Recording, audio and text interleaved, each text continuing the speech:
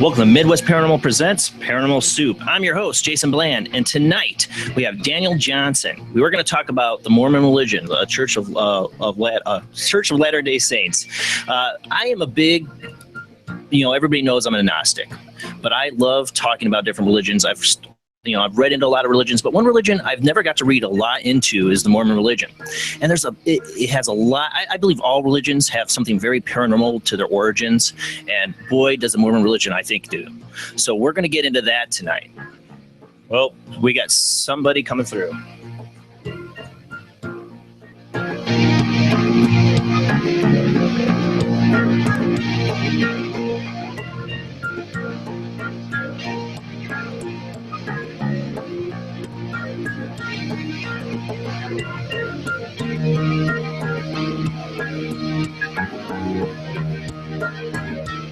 And that was me tearing a hole in the universe. Haven't done that since the first episode. Oh boy, that's how it's going to go tonight. All right, guys, sorry about the little rupture in the universe there, but we'll be with you guys in just 1 second. Of course, we'll have the World Wide Web of Weird. All right, guys, see you in just 1 sec.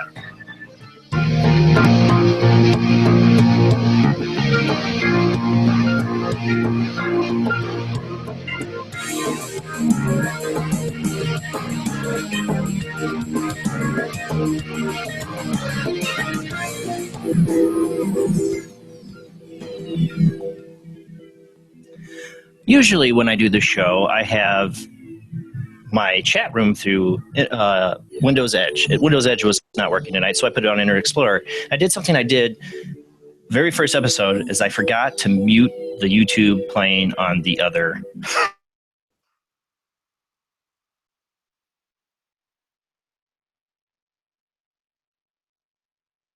Let's hope things go much better than that tonight.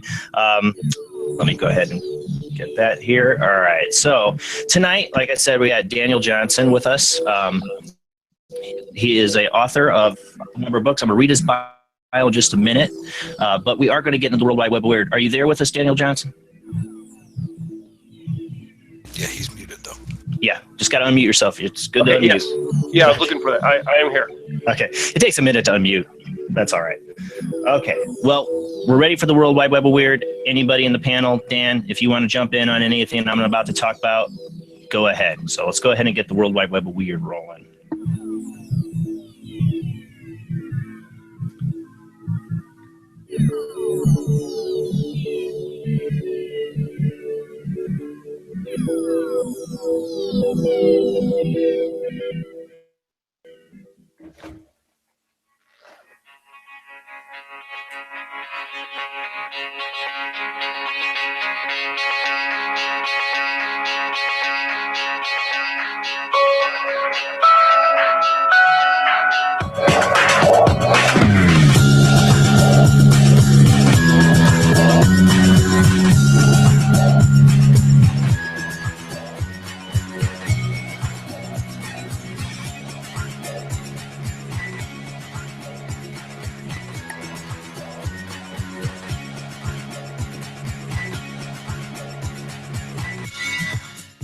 All right, tonight on the World Wide Web of Weird, we got a number of weird things. The first one, we'd like to call usually a digicopper we've heard about. Well, I think this is a digidragon.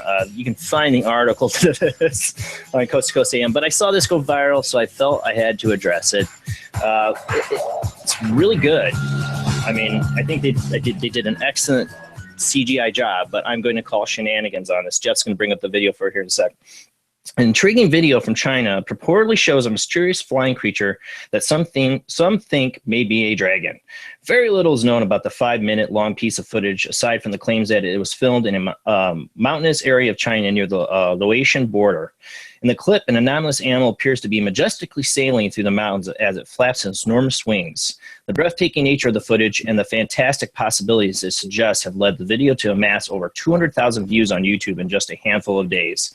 Like I said, it went viral. Paranormal enthusiasts theorize that the creature in the question could be a dragon or a pterodactyl. Skeptics, however, argue that it is probably a CGI hoax. I'm one of them, while others have even proposed that the anomaly is actually a drone, although that seems less plausible than the dragon hypothesis. You don't need a drone. You just computer effects. And I don't think drones flap their wings. Right. Now, you said contrast, I think. That's something you pointed out, right, Todd, about this one? Yeah, even in the foreground, you've got a haze on everything, and it stands out a lot darker. It would be hazed too, and it's just distance viewing. That's a great catch. That's a great catch. I didn't even think about that. But when you said contrast, I thought that's what you meant. So yeah, I say Digidragon. Copyright Todd Reiner. It's great. I mean, whoever did the modeling and the animation on it, it's awesome. But again, yeah, it'd been really cool if they added Khaleesi on the back. Right in the dragon. It looks like one of the dragons actually out of Game of Thrones. That's what I thought. That's why I immediately got Digidragon. Well, the whole thing is, again, it's look how sharp it is. Look at the blacks, the richness of the color in that, and everything we're about to see in the foreground of the mountain is still mist shrouded and light. That would be too, and that's one of your easy to spot mistakes of CGI is it's too sharp, it's too clear, and your background is affected by depth of field. Everything is blown out, and it's crystal clear. It's a great point. And we see this stuff all the time. Get a little echo. I don't know. All right, so the next thing up we got is Bigfoot filmed in remote Indonesian jungle. A video showing an alleged Bigfoot. You can find this on Unexplained Mysteries. Video alleged of a Bigfoot walking in front of a waterfall has been doing the rounds online. Very little is known about the origins of the footage, of course. And so far, the only available details have come from a smattering of other news sites that have published the video. Believed to be filmed in Indonesia, the video shows a large figure walking with long strides across the base of a pristine waterfall in the middle of a dense jungle terrain. Reactions to the footage have so far been mostly negative, not only because of the missing background information, but also because the figure could easily be another CGI fake. So this would be Digio Bigfoot, I guess. And I think Jeff lost the video. Oh, no, we did. Well, hopefully Jeff brings it up. I know what that one is. Yeah. I'll keep reading the article here a second. Hopefully he'll bring it up. Oh, yeah, he lost the video. See if he finds it. Should have it. It was a YouTube video I gave you. Video captures Bigfoot-like creature is what it should say. You can find it on YouTube. They're saying don't go chasing Bigfoots and waterfalls. Or there it is. It's also unclear why it appears to be carrying what looks like white plastic bag in its hands. Maybe it's recycling, okay? The video itself, which has been uploaded to YouTube, can be viewed below, or that's what this says on the article, sorry. You can find it on my World Wide Web of Weird playlist on YouTube, for sure. and judge for yourself. I don't know. I call shenanigans on that one as well. We got some shenanigans tonight. Not every World Wide Web of Weird is going to have, oh my God, it's undeniable proof. Well, you've got an easy explanation. If there's somebody walking along carrying something, it's a hunter or somebody in a ghillie suit or whatever. Again, we come back to that again, but it's somebody out just strolling somewhere carrying something. And who's to say this isn't? What was that? Bigfoots could have a lunchbox. Yeah. That's true. Yeah. I don't know. My thing is, there's no background information. Always is what is like, okay, then what do we know? Every time, I don't care how good the footage is. There's no background information. Why do I care? But I had to show it because it's gone viral. All right. Up next, we got, let me see here. Okay. Next, we have, this is one from Coast to Coast AM. This is footage. Actually, this is old, but it's come up recently. It's missile spotted in an Apollo 11 photo. Anomaly hunters studying old images from the Apollo space program believe they have found evidence of some kind of missile shooting through the sky above the moon. And everybody here knows how much I love aliens on the moon. I just love anything to do with aliens on the moon. I don't know why, I just do. The oddity purportedly spotted in a photo from a landmark Apollo 11 mission appears to be a dark cylindrical object with a bright exhaust behind it. Conspiracy theorists suggest that the image is evidence of some kind of battle between humans and ETs on the moon, possibly for control of the terrestrial body. Should that be the case, the American forces apparently did not fare well since missions to the moon were curtailed shortly thereafter. However, skeptics argue that the anomaly could not possibly be a missile because there would be no exhaust, that's a good point, from the object in the vacuum of space. Unfortunately, the researchers who found the strange image did not indicate where it could be found in the vast NASA archive of Apollo material. The best stuff, I say, that you get, there's a lot of evidence out there. is when they give you that archive link. You can go right to the NASA archive and find it. And there's some really good stuff, but they don't have an archive link to this. It could be anything. It could be faked by anybody. It could be not real at all. When it has that archive link and you can go right back to it, to me, it's way legit because it's straight out of NASA's mouth.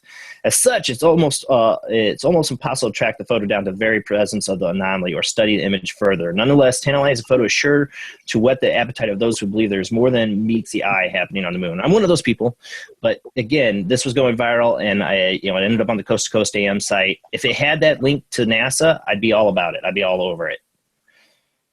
All right, let's see. We got another one. Contrast. There he is again. Yeah, you said that about the last one. Remember, we had another moon one. It was a dark image on the moon like that. Pull back, you've got pure blacks. Where do you see other blacks in any of that image, even down in craters? But this has gone viral. I've seen this so many sites, and I'm like, if they had like I said, if it had the link to NASA, I'd be like, okay, maybe you don't understand why there's the contrast there, but hey, it's out of NASA's mouth. But it doesn't. This is going viral. Everybody's, look at this. No, what are we looking at? We don't know this came from NASA. We don't know where this came from. NASA, as much as we know that they like to hide stuff, they also put the whole plethora of photos out there that we know of. Now, I'm sure NASA has hidden photos. I'm sure there's photos of stuff that's been on the moon. There's probably an image of Neil Armstrong, making out with an alien on the moon, maybe. I don't know. They're not going to put that out there, of course. Well, as the image scrolled past, did you see any blacks anywhere else? Any true black? No. Other until we get to that image. So either that thing, here's your rabbit hole, absorbs light and all presence of it, or it's what is added later and they used something black instead of sampling grayscales from the surrounding area. Yeah, exactly. And it's the same as the last one we saw. Again, I love stuff on the moon. I had to play this because it's all over any of the UFO sites who were talking about this. And to me, it's like, no, there's a lot better evidence of stuff on the moon than this. Okay, so what we got next is, and I do hear echoing. I want to say really quick, Dan, you might want to put your headphones on. I don't know if it's you. It could be coming from Jeff's end. I'm not sure. Because sometimes when we do this, we get a little echoing from him. So earlier tests sounded good. The next article is, again, from Coast to Coast AM. Weird witch filmed in Colombia. Now, this one's odd to me. I don't know what's up with this. A perplexing piece of footage from Colombia appears to show a shadowy black entity lurking and floating around an apartment building. In the puzzling video, which was allegedly taken by a security camera at the complex, some kind of dark form suddenly appears to hover near the edge of the building's top floor. It then drops down to the level below before seemingly levitating back to the top of the building. The incident reportedly occurred in Colombian city of Cali, but little other information is known about the strange event. Due to the cloak-like nature of the black form, some observers have been quick to brand the anomaly as a witch, while others theorize that maybe it might be a demonic force. A more skeptical perspective on the footage suggests that the mysterious figure could possibly be a she or garbage bag that's being whipped around by the wind. However, even that explanation is not entirely satisfying. It is fairly difficult to discern whether the object is moving intelligently or simply being swept up in air current.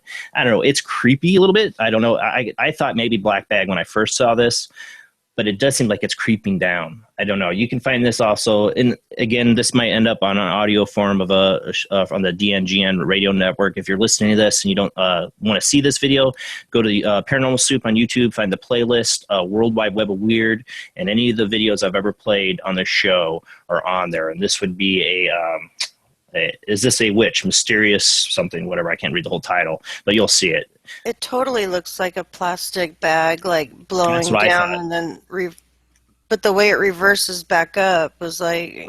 It could just be the wind, though, that pulls it up. Just pushed it back up. It's almost a human-like form to it, too. Like it stands up. Weird. It's creepy looking. It is creepy. It is creepy. All right. Let's move on. We got two more articles here and one video with this next article. This is another one that came off of Coast to Coast AM. Let's see. I'm waiting for my thing to load here. This is poltergeist footage from a paranormal team push a stroller downstairs. A paranormal research group in the UK may have captured footage of an infamous poltergeist pushing a stroller down a flight of stairs. Steve and Carrie Archibald of Pitch Black Investigations were conducting a ghost hunt at the notorious West Yorkshire home, said to contain an angry spirit known as the Black Munt of Pontefract. I butchered that, I'm sure. The Archibalds say that the footage was obtained via a camera that was filming the staircase during their investigation. According to them, the researchers were exploring the house in total darkness when they suddenly heard the sound of the stroller falling down the stairs. This was particularly unnerving to the group because they had been at that home for quite a while and they saw that the stroller had previously been unmoved all evening. Originally planning to spend the night at the haunted house, some of the group opted out of the venture after seeing the footage and decided instead to retreat to the hotel. What is wrong with them? Judy, you should know it on this one, and Rob and Jamie. If you had that pushed down the stairs, you planned on spending the night as paranormal investigators, would you be like, "Oh no, we're going to stay at the hotel"? No, I'm like, cameras all night. Yeah, I'm like, get the cameras out, let's get rolling. I'd be trying to debunk it. I'd be trying to I would be all over that. Oh heck But you yeah! know what bothers me about this one is they don't go up those stairs immediately to see if there's anybody. Right. Yeah, that is kind of weird. You've got an open doorway right there on the right-hand side. Had to hear A it. broomstick or anything, you could have shoved that thing off. And the fact that they don't go trampling up them stairs is the part that says to me, wait a minute, what kind of investigator are you? And they had the camera propped up there right then for it, because I would just go right up there, go right in, see what's going on, start looking for trip wires, strings, this and that. I'm not saying right. the investigators faked it or anything. I'm just saying not at all. could have had a member of the family or something. Well, I'm wondering why the Or an animal. there's a head right outside that doorway.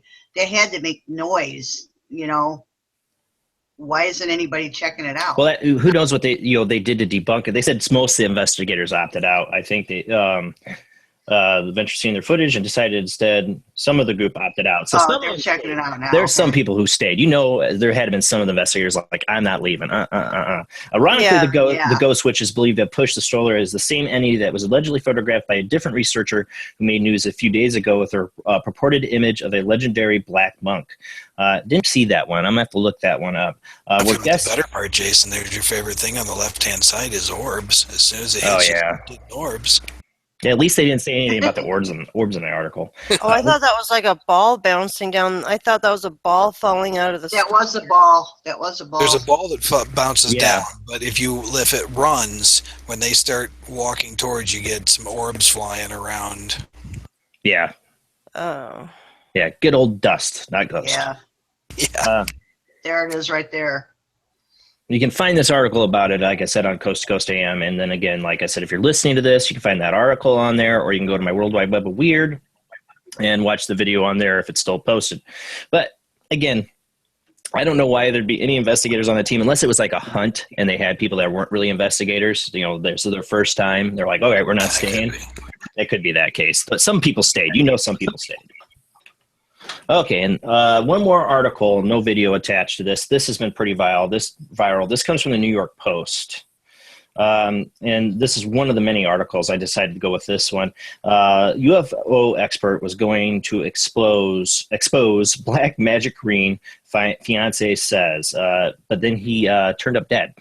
He believed the truth was out there. UFO expert whose death was sparked out of this world conspiracy theories was about to expose a cabal of politicians, celebrities practicing black magic, his fiancée claimed. Max Spears, a 39-year-old father of two, found dead on a couch in Poland over the summer with a black liquid oozing from his mouth. It totally reminds me of X-Files.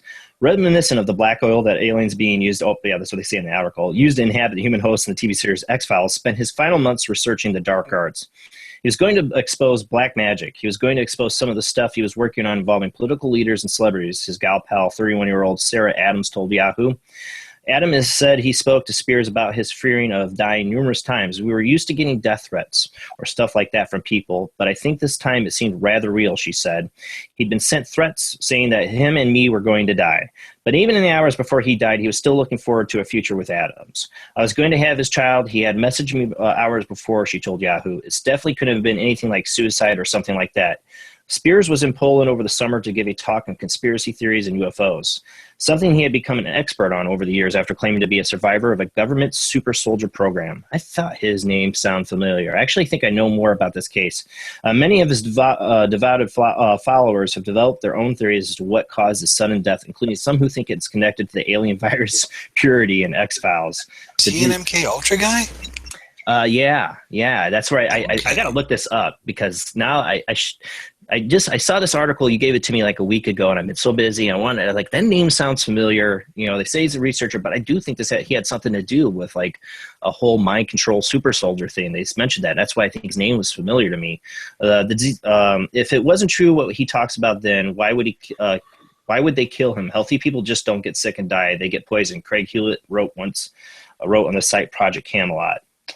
I don't know. It's weird. Who knows? I would like to know, is it true, really true that, he had black goos coming out of him? Was he really researching celebrities in the occult? That goes down the David Icke rabbit hole.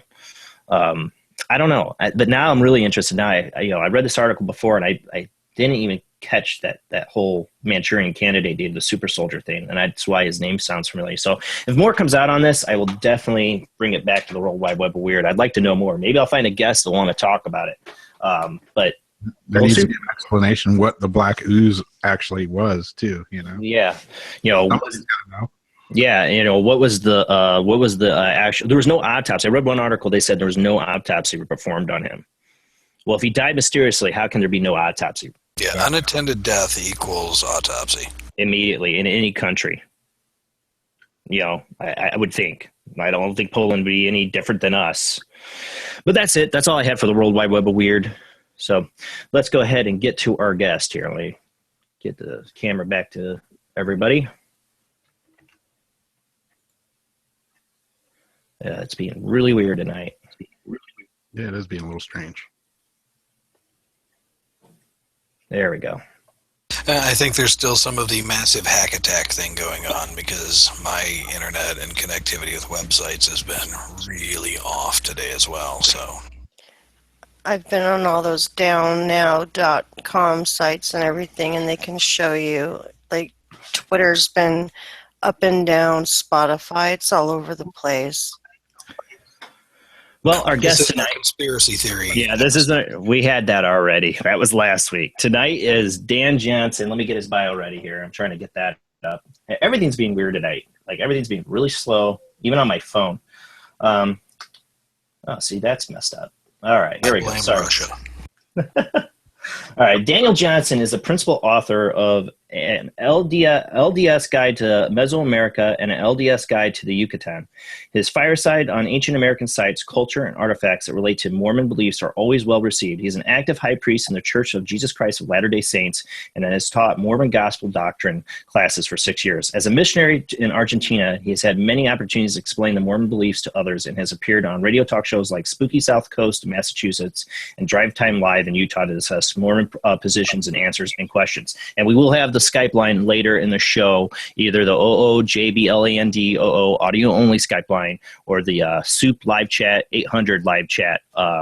That's the video live. If you want to have everybody see you, you call in on that line. It's not open yet. We want to interview our guests. How you doing tonight, Daniel? I'm doing great. Did we lose Jason? Hope not.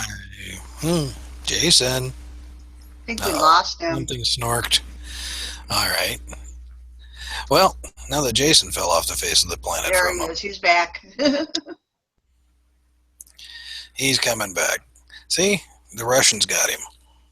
Yep. We knew it had to happen. Yep. It's that. It could be the toe. I'm still sticking to the aliens taking over his body slowly, one toe at a time. That's my theory. Wow, he's really broke down. There he's. Yeah, I just actually experiencing difficulties. I told weird tonight. All right, now I'm going to start needing to have some show briefs so I can ask questions when you fall off the face of the planet again. Yeah, definitely. Sorry about that, Daniel. Like I was just saying, wow, we're having some technical difficulties tonight. And as soon as I did, it went blank. The whole thing went blank. I'm like, oh, speak of the devil. All right, Daniel. Sorry about that. All right, tonight we're going to talk a little bit. I've told people before I'm a Gnostic. I like to study different religions. I've never known a lot about the Mormon religion, and I thought this would be a good show to get to know that. But there's a lot of things I believe that are paranormal connected to the Mormon religion, or things that you could enlighten us on when it comes to that. Because I think a lot of people have a lot of misconceptions about the religion in itself. How did you, were you raised in the Mormon religion, or did you become a follower later on? That's a good question. I was raised, basically. It was my mother that had decided to join the church because it kind of offered her answers to all the things that she had been looking for in her life. And so I was about 3 years old when she joined the church. And so since then I've been raised in it. And so she on her own decided she was going to join it. I'm still seeing like paused here. Am I still on? It's being really weird. You're functional. Okay. But so she decided. How old was she when she decided to join the church? Oh, goodness. Early 30s, perhaps. And what did she say what were the reasons that she wanted to join? Gosh, that's a good question. We're actually from Florida, and she and her family were all Southern Baptist. And as a child, apparently, she'd had many questions about what happens when people die, what are spirits, what are angels, and her ministers could never answer these questions. And so she always was wondering. She could never understand the concept of the Trinity and all these things that just, traditional Christianity didn't quite give her the things that to answer all these issues. So apparently she said it was after I was born that she began thinking about these things again, and something inside just kind of said, go to the Mormon church. So she just looked in a phone book back in the days when, there were phone books. You had to open up and look up a number, and called up a chapel that was near her and asked someone, hey, what time are your services? And then decided to ask whoever answered the phone, ask a question, and he had an answer. And she ended up, just asking all these questions she had always had. And, the person said, oh, well, here's what we believe about that. So whether or not the answers are true is another issue. But the fact is that, the answers were there and readily available. I can totally relate to your mom, because as a kid, I had all those questions. I still have those questions. And I remember going to Bible school. I don't remember anymore I think it was a Methodist. And, my wife's a Methodist, and having those questions. And it wasn't that they pushed me away or anything with it. They were very nice, but they didn't seem to have a lot of answers or a way to answer a 7-year-old or 6-year-old's questions when it comes to those same questions your mom had. Mm-hmm. So the Mormon religion seemed to give her some kind of answers, if they're right or wrong, to that. Those questions about, like you said, ghosts, spirits, the kind of things. I can definitely see somebody in a Bible school, Sunday school, kind of like, oh, I don't know what I should say here, kind of cringing from. So she felt satisfied with those answers, at least. It gave her some direction. Yeah, I mean, she said that she kind of thought it's too good to be true. Everything I've always wanted to know, they have an answer for. She kept thinking the bottom's going to fall out somehow. We're going to find the catch.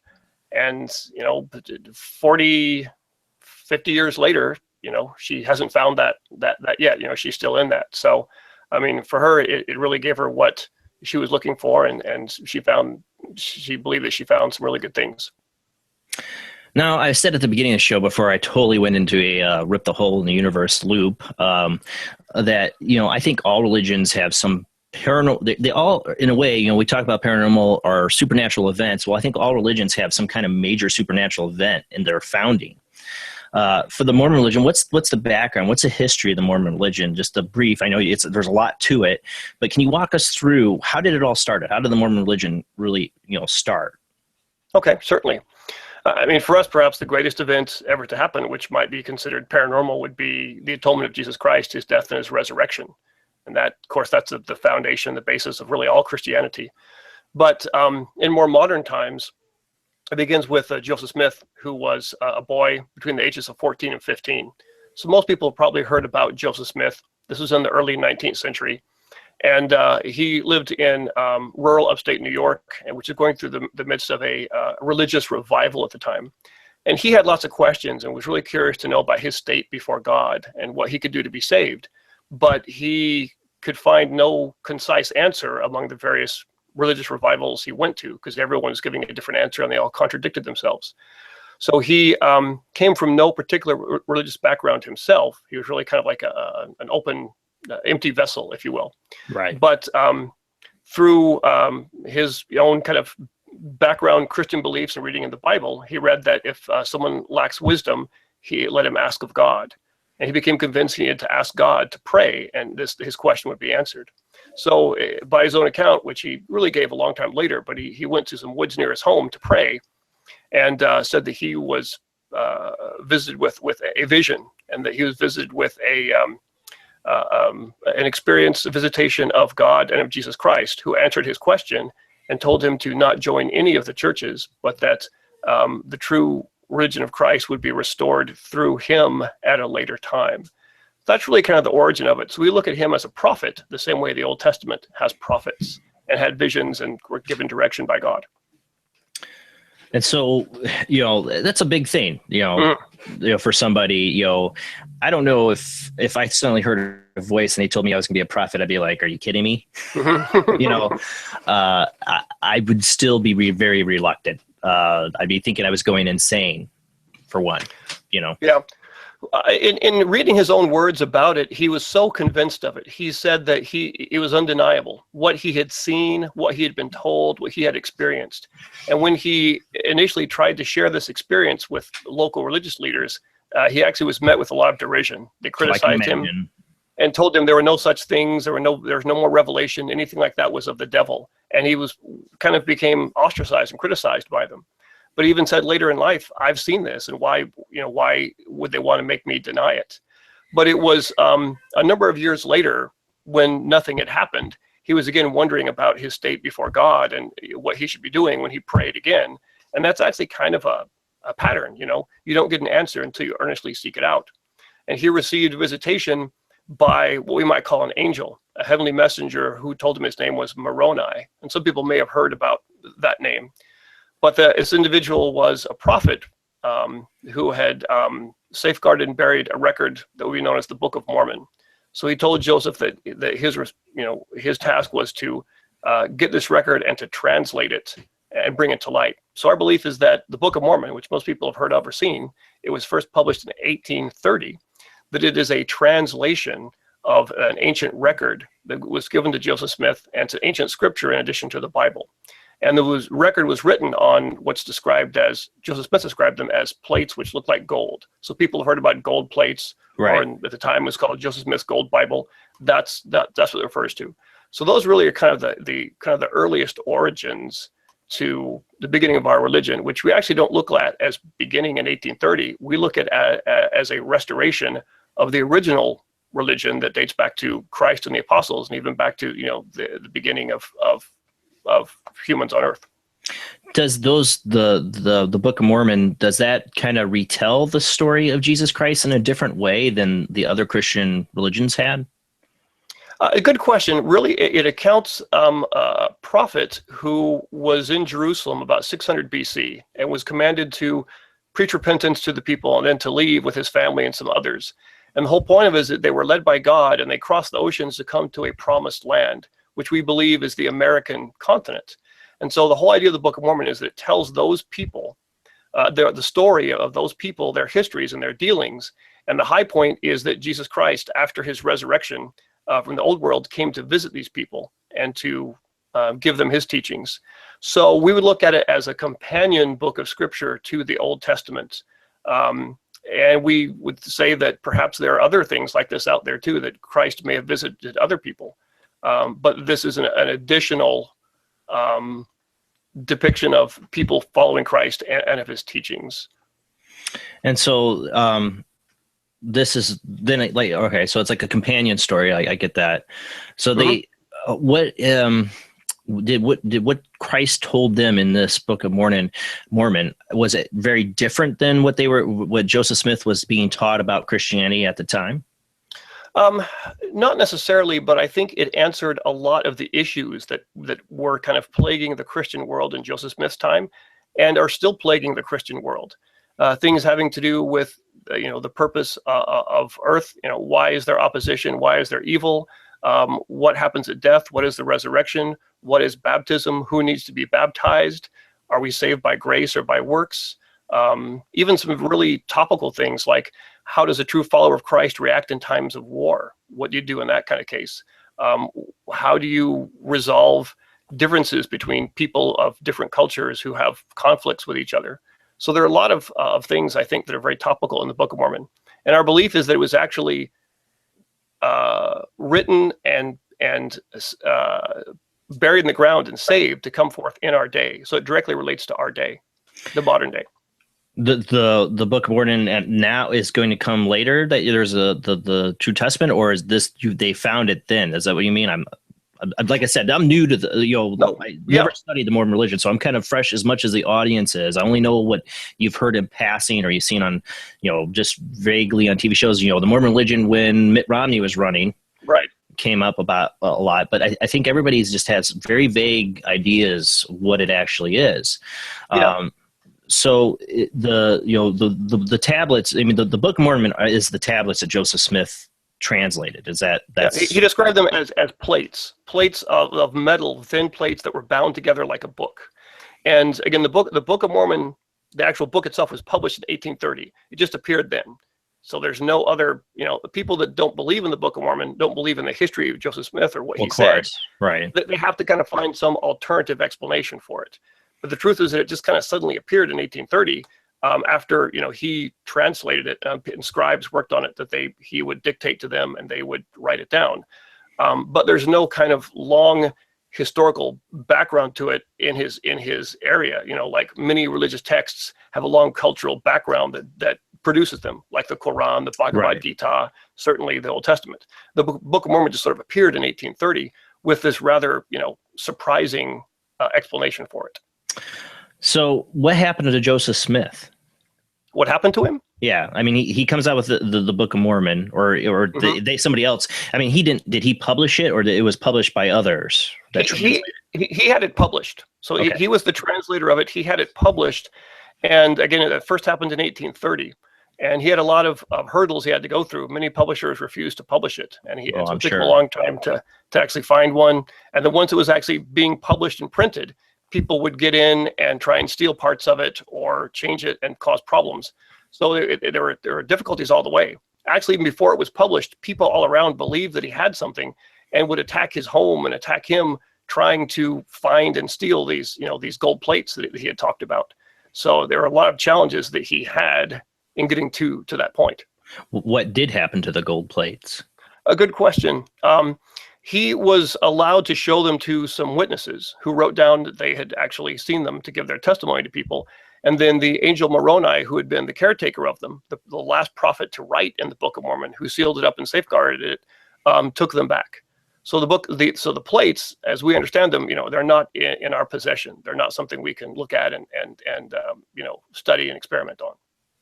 What I find interesting about it, when the little I know in the Mormon religion, I knew about the angel Moroni. I butcher everything's name, so if I butcher that, I apologize. No, that's good. That's fine. But most of the very little of people think angels are all over the Bible, which they're not. It's not. There's not a bunch of angels in the book. We have you have mentions of Michael.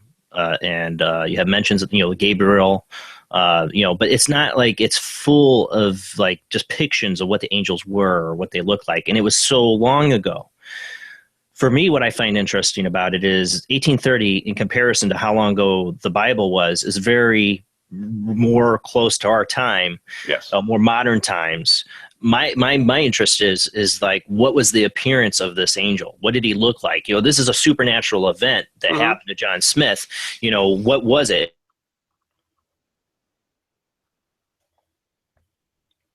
In the presence of this being? Yeah. That's a very interesting question. And the truth is that angel, whether you're looking at from a Hebrew point of view or a Greek point of view, just means messenger.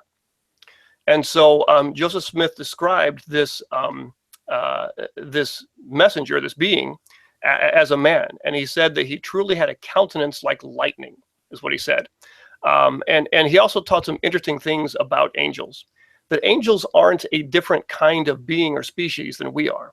Angels, in fact, are our brothers. And he even taught that angels who minister to this earth, who appear on this earth, they belong to it, meaning they have lived on it at some time. So that angels have been prophets or worthy men in mortality before that time. So for us, angels, in fact, if you look closely in the Bible, angels are never described as having wings. And so the Mormon concept of angels is they don't have wings because they are our own brothers. They are like us, just at a different spot in progression. So that's our concept of angels. And he would be what we would refer to as a resurrected being, a man who lived on this earth and died and then was resurrected. And for us, resurrection is a full physical body resurrection, right? So that he could return and do all the things that Joseph Smith described of him and teach him and prepare him for that task. See, I'm learning new things every night. This is something new. I didn't know that. So when I heard about this angel, and Joseph Smith, I'm thinking an angel from heaven, not human. So this angel was a human at one time. Is that what I'm getting right? And then he was resurrected. Yes, and we actually were saying all angels are that. Right. That's what I mean. Yes. So this kind of the traditional, it's like a Christian view, even like a Jewish view, is that there's kind of a distinction. There's man, there's angels, and there's God, and there are different types of beings. Our view is that we're all the same type of being. We're all the same species. We're just at different points in our progression. So there's not that much distinction between man, angels, and God. Now, we're in the line of all this because, when you talk about religion, it always seems to go, for a lot of people, they always think, there's good, there's God, there's the angels. What about the other side, the dark side? Is that covered in the Book of Mormon? Like, demons, Lucifer, does it get into that at all? Or? Oh, absolutely. We have a lot of doctrine about that. In fact, Joseph Smith even said that when he went to pray for the first time to ask God his question, that before he could really utter much, that he felt himself seized by a dark force that overpowered him and bound him so that he couldn't speak and he couldn't move. And he felt that he was destined for true death and destruction. And it was only in his mind, calling upon God, that could banish that dark force. So definitely we do believe that as there is good, there is evil.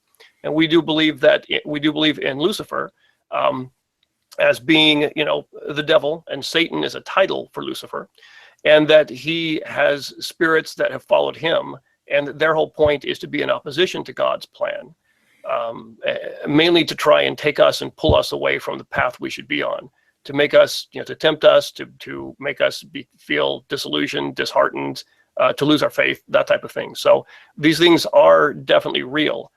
Demon is not a term that we use. It's actually not a biblical term either.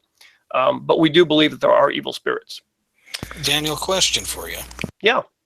As I recall, the Mormon idea of the resurrection or resurrection of people is that they can eventually be elevated to the plane or likeness of God? Yes. I mean, that is our belief, in that we look at God being our Heavenly Father as literal. And the point of children is to grow up and become like their father. So our belief is that the whole plan of our being on earth here, and the point of salvation through Jesus Christ, is so that we can be elevated to that point and become as our Father in heaven is, and do the types of things that he has done. I can see why. Does that answer your question? Yeah, go ahead, John. Yeah, now I had heard once upon a time that kind of thought train. That's why I wasn't sure. That's why I was trying to remember that everybody in the Mormon religion, if they're faithful, eventually becomes God. For the most part. It's a blunt way of putting it, I would guess, right? Yeah, well, not quite become God, but become gods. And I know that idea is completely heretical to most of Christianity, but I think there's some rather ancient examples of teachings of that a long time ago. But yeah, so that is a belief of ours that is among the more controversial, perhaps. But the way Todd put it is exactly how the people would have saw it back, now, and in Joseph Smith. This guy comes with this idea. It would have been very heretical, very opposition to that idea. I can see him getting a lot of opposition idea. Again, for me, I'm agnostic. I question everything. I could roll with that. I can roll with anything. I don't believe I know everything. So this interest is people, for me, one of the reasons, people ask, this is a paranormal show. Why would I have talk about Mormon religion? To me, all religions are paranormal. All religions instill some kind of supernatural event that founded them. All religions have something to them that is beyond our perception or what we understand. That's why they've all interested me, every one of them. Buddhism, Christianity, Hinduism, Jadeism, they all interest me in some way. And to me, you don't learn it. You don't learn enough. You can read books about them and stuff, but you don't learn it until you talk to somebody who is a follower of that religion. That's why I wanted to have this on. And I think, Todd says that, he heard that, all Mormons believe that they'll become God. That, to me, like I said, that's probably a blunt way. That's probably not how you totally see it. Am I correct? Yeah. I mean, that is a blunt way of putting it. We would have more, another way of explaining that too. Yeah. Well, I mean, that's basically true, that the whole point of the fullness of salvation through Christ is that he gives us all that the Father has, and that is our ultimate goal. And how that'll happen, how long that'll happen, who knows? But that's the ultimate goal. What is it, Todd? There was a follow-up question for you in the chat room. Then if God is the Father, who is the Mother? That's a great question. That is a great question. That is a great question, and I think that might be a difficult one for many of the traditional kind of monotheistic religions. But there is a Mormon belief of a mother in heaven, because if God truly is our Father, how is there a father without a mother? And even Genesis says that, God created mankind in his image, male and female. Well, does that suggest that there is a female pattern, to create the mankind in? So we don't really know much about our mother in heaven, just the fact that we would believe that we would have one, and that the way things work on earth, for us, the most important thing to do is to have a family and to raise children, that is following in God's pattern, that's kind of a preparation for the life to come. So as far as who that person is, we don't really have any information, just the general idea that there must be one. I have to ask, I had a question this whole time too, when we brought up, Lucifer. You guys, you mentioned that he was a fallen angel, right? The Mormons do have that belief. Yeah, I didn't really use those terms, but no, we believe in evil spirits. Yes, exactly. We believe that we actually are all eternal beings, and that we all had a spirit existence before our birth, and that many things happened to prepare us and to prepare this world, and that Lucifer was a person of great importance. And for mortality, he put forth his plan, which would be in opposition to what God's plan was for us. And then because of that, he instituted a rebellion in heaven, and then became a fallen angel, and those spirits who followed him fell as well. But we do look at him as a real personage, a real being of spirit, but one who will never gain a body. And that's actually part of the cost of his rebellion. So was he a person who has died and resurrected? No. Okay. That's what I'm trying to understand. Yeah. Lucifer was never born. He was a spirit person, like we believe all of us are. We believe we all are eternal spirit beings, but he will never actually receive a body. He will never be born and die. He will remain a spirit because of his opposition to God's plan. That makes sense. Okay. A lot of the things that I'm learning more, about the religion. A lot of the things that remind me of the Mormon religion is some of the stuff I got into many years ago, and I'm a little rusty on it, but it was the Gnostic religion.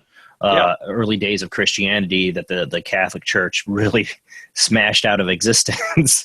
Right. There's a lot of similarities. I'm not saying they're completely alike or anything, but I see a lot of similarities because they really believe that people could become like God. Yes. I mean, one thing's, I've studied Gnosticism a little bit, and one of the things that we are, sometimes criticized for, people are a bit suspicious of us, is that we do have some knowledge and some ordinances which are sacred, things that happen in our temples. And most people probably seen a Mormon temple. The Gnostics had similar type of thing, that not all knowledge was for everyone. That you had to be initiated. And the whole point was that they had the gnosis. They had the secret knowledge that Christ gave his followers that not everyone had. That was kind of their view. And our view is that Jesus Christ did give his followers this secret knowledge for all those who are prepared to receive it. And our belief would be that that has been restored in these last days, and that we would have it again, that there is secret and sacred knowledge that we can all have if we prepare ourselves for it. Now, go ahead. Oh, I was going to drag Daniel down the rabbit hole a little bit. Okay. That's what I was thinking too. Like, go for it. I want to hear where Todd goes. I wanted to start with the temple garments. Certainly. The symbolism on them. Mm-hmm. Compass and square. I knew you were going to say that. Considering that's been long linked to Masonic, is there a Masonic tie with Mormonry? Well, one thing about Mormon. Yeah. One thing about the specifics of the temple garments, they represent the priesthood, and they represent covenants we make in the temple, and they're for both men and women.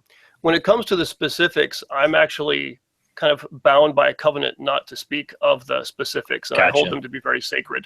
We understand. But it's true. Yeah, it's true that there are a lot of apparent connections or perhaps similarities between Masonry and the LDS Church. Now, Joseph Smith was a master Mason, and it was very common for men of his time to be Masons. I think that the true connection is something that is not quite fully known.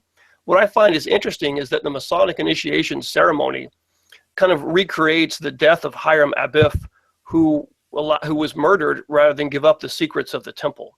And the whole point of the Masonic initiation ceremony was that they have lost the temple secrets that Hiram Abiff had, and that kind of is immortalized over and over in their ceremony. So our point of view, and this is speculation, might be that, well, we have the secrets that have been lost that that Masonry acknowledges and has done since its beginning, whatever that might be. Well, I had to ask because the compass and square is on the ring that's on my hand. I'm a 32nd degree Mason, so that's I've heard That's a great question, actually. Yeah, it is. It really is. So that's why I was curious about it on your views on it. Yeah, and the thing is, there's a lot of symbolism in the temple that people who are, and there are people who are Masons and are LDS, and they might recognize that. I studied enough about the Masonic initiation rites and its history to recognize symbolism. I know the sort of Masonic tradition that King Solomon was the first Mason, and that the rites date back to the Temple of Solomon. So, I mean, our view might be that the similarities could be that way back somewhere in time, there was a common origin. The rabbit hole I wanted to go down to, and I asked, what happened with, Joseph Smith? If he's the prophet, did he himself ascend to that highest state? Did he die? When he died, did he reincarnate? Were there witnesses to him in that level? He has not been resurrected. I mean, Okay. We actually know where his bones are. So he died. And our belief, we have different beliefs about what happens to all of us when we die, but he has not been resurrected. And I guess the idea is that that's not necessary yet. Our belief, of course, in the Book of Mormon teaches very specifically about this, that all people born upon this earth, good or evil, will be resurrected and then will stand before the judgment bar of God and then receive whatever reward is commensurate with how they've lived their life and what they want to choose. So that sounds more like kind of, for the resurrection, it's kind of is this an Armageddon kind of deal, or the end of days and then everybody's resurrected at the end of the world? Is that what we're getting at with that, or? Sort of. When you talk about Armageddon, end of days, there are a lot of concepts about that, I think, that are going in a lot of different directions. The idea here is that the first being to ever be resurrected upon our earth was Jesus Christ, and no one could be resurrected before him. And he brought about what we would term the first resurrection.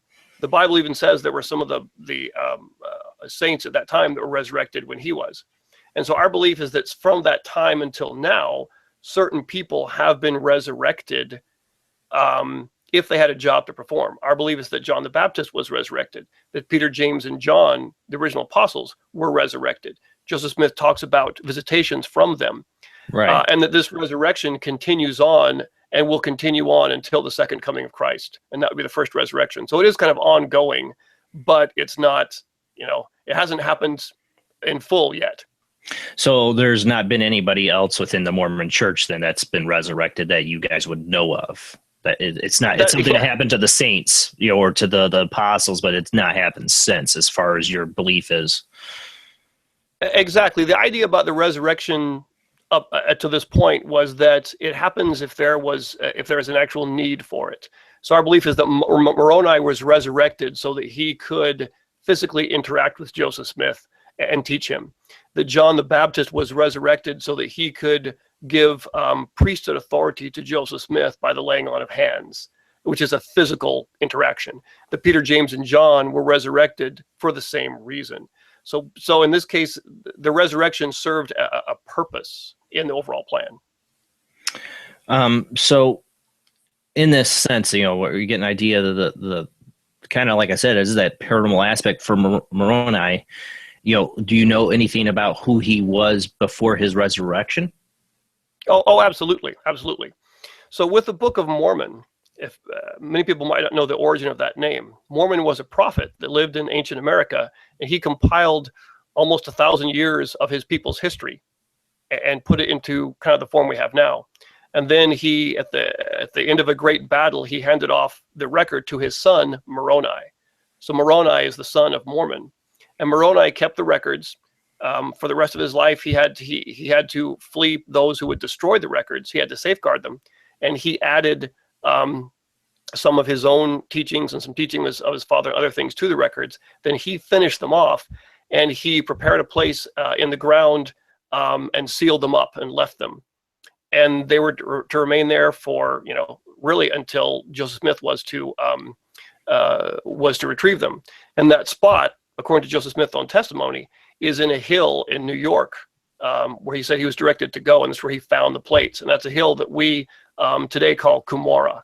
And so some people might have heard of that, but that was Moroni's purpose in mortality, was to safeguard the plates. Now, are these people, you talked to so this 1,000 years of history, is there people who came from, is it Israel? Like, is it the lost tribe of Israel that came to America? Because I've heard that theory thrown about in a number of different, Exactly. It's not all of the lost tribes, but it certainly is at least some of one of them. Now, people talk about the lost tribes. They don't always know what that means. I don't. Yeah, I can give you a quick overview just from an Old Testament point of view. United Israel, under the kings of Saul, then David, and then Solomon, eventually broke apart and into two separate kingdoms. The northern kingdom was called Israel. The southern kingdom was called Judah. And the northern kingdom had 10 tribes living in it. The southern kingdom had the tribes of Judah and Benjamin. Now, the 10 tribes in the kingdom of Israel were eventually captured and taken away and taken to other lands and kind of lost and dispersed. So that's the origin of the lost 10 tribes. I know there have been, for a long time, ideas about origins of Native Americans. Were they part of, the lost 10 tribes of Israel? So the Book of Mormon would say that at least some of these of lost Israel made their way to America, and that the Book of Mormon is their record. Okay, that's what I'm trying to understand. I've also heard are they the Native Americans? Or are they considered some of the or Native American? Where do they tie in on this? Because they were obviously here. Right. That's a good question. You have to kind of look at archaeology, and you have to look at what the Book of Mormon says and what it doesn't say. And so our belief would be that the people in the Book of Mormon could be some of the ancestors of some Native Americans. But Native American is a huge, widespread group and culture. Yeah. And the Book of Mormon itself even mentions there were people already here when the people that were telling the story of the Book of Mormon arrived. So our belief is that there could be some connection there, but those aren't the only people that were led to the Americas anciently. Hey, Daniel. Out of the chat room, questions about UFOs and life on other planets. That's where I was going next. You beat me to it. Of course I have. That too. Yeah, that I think is very interesting, because I think the concept of UFOs and life on other planets seem to be in contradiction to much of Christianity for a long time, that looked at our Earth as being the center of everything.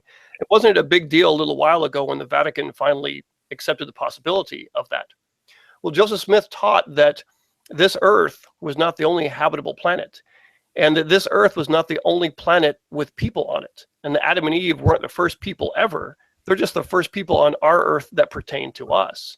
So the belief then was that God's works are limitless, and that other planets had sons of God living upon them and had life upon them, and that was part of God's plan. And in fact, there's the idea that Jesus Christ's saving grace was not just for our world, but for all of the universe.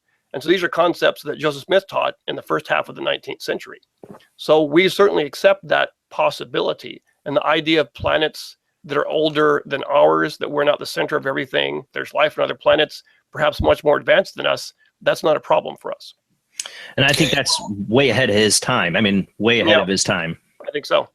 On that line of thought, extra dimensional. Is heaven just a different dimension? Is hell a different dimension? Is there a castle on a cloud? Where's that at? Well, good question, and I don't know that I can answer much about other dimensions. What I can say is that for us, heaven isn't a cloud. We view the idea of the residence of God as being an actual location, actually a planet. We view God as a physical being. And so by that reasoning, where he lives must be a physical location, an actual location. So that would be an important thing for us. As far as hell, that kind of gets into what we call the spirit world.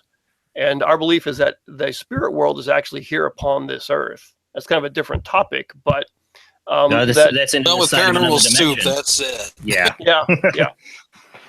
But that points to, if they're spirits, that can get into my next thing, because they got into UFOs, and I want to get back to that. But that touches on a subject there. You say about being other spirits.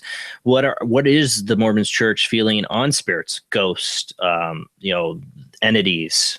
Are they, like you said, are they another dimension? They're here. People are experiencing them. They don't see them half the time. Stuff gets moved or thrown, or sometimes they do see them in a form or fashion. What is the church's belief on that? There's no kind of official position, but I can give you our doctrine, and maybe you can kind of relate it and answer that question there. Okay.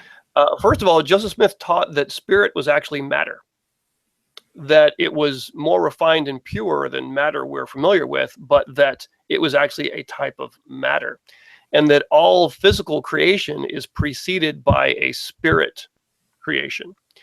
And when we talk about Lucifer and a war in heaven, this is something that happened, before the creation of our earth.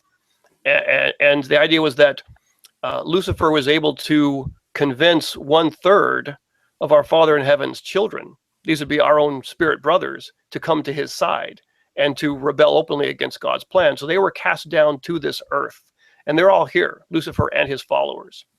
And again, these are personages of spirit. They have no physical body. They never will. And they are completely outside of the saving grace of Christ because they rejected it a long time ago. But they are here, and their whole point is to create the opposition. Their whole point is to try and destroy God's plan as much as possible. The whole point here is to kind of attack us individually with whatever our weakness is and try and make us fall in that way. So that's kind of our overall view there of the spirits around us. Now, we also have a view that those who have a physical body have dominion over those who don't. And perhaps we don't know that, and perhaps the spirits would like us not to know that. But that being the case, our belief is probably that, a spirit, an evil spirit, can't torment you or harm you beyond what you allow. But Joseph Smith's own experience is that, when he first started to pray and ask God his question, was that, there is a power that they do have and that they can exert over us. So there's really not a technical version of the Mormon exorcism or anything like that. There's no real exorcism. We don't have a rite. Our belief is that spirits can be banished with the name of Jesus Christ and with priesthood power. But as far as, sort of the traditional view of spirits, the Catholic view of the exorcism, I'm not sure of all that. I think it's possible that a lot of what has been considered possession could have explanations with mental illness or other things. But the idea really is that a spirit can't take you over or influence you beyond what you allow. That would be our our viewpoint of it. You know,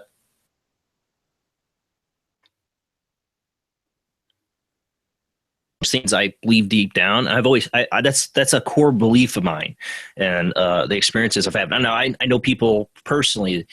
I know people right now going through very dark paranormal experiences where they're being, completely. They feel they have no control. They cannot stop it. They've done blessings. They've done everything. They cannot get rid of it. But in the end, my own personal feeling is in some way we ultimately have the power over them. Mm-hmm. And they use our own fear to make us forget that. Now, I hate saying that because I know people. I know people that are going through this right now with dark entities that are literally terrorizing them to the point of complete exhaustion. And they're doing everything they can. They think of, they're turning to different religions or turning to different ways to get rid of them. They can't. So, I mean, obviously they have some kind of force. Mm-hmm. They have some, even Joseph, like you said, Joseph Smith, they felt like it had a force on him. So what would be the Mormon answer to that? I mean, like, is there just some way we can stop them from giving them permission, or we've given them permission without knowing it? I'm sure somebody in the Mormon church, a family, has gone through this experience, a paranormal experience before, and the church had to do something to answer or to help them.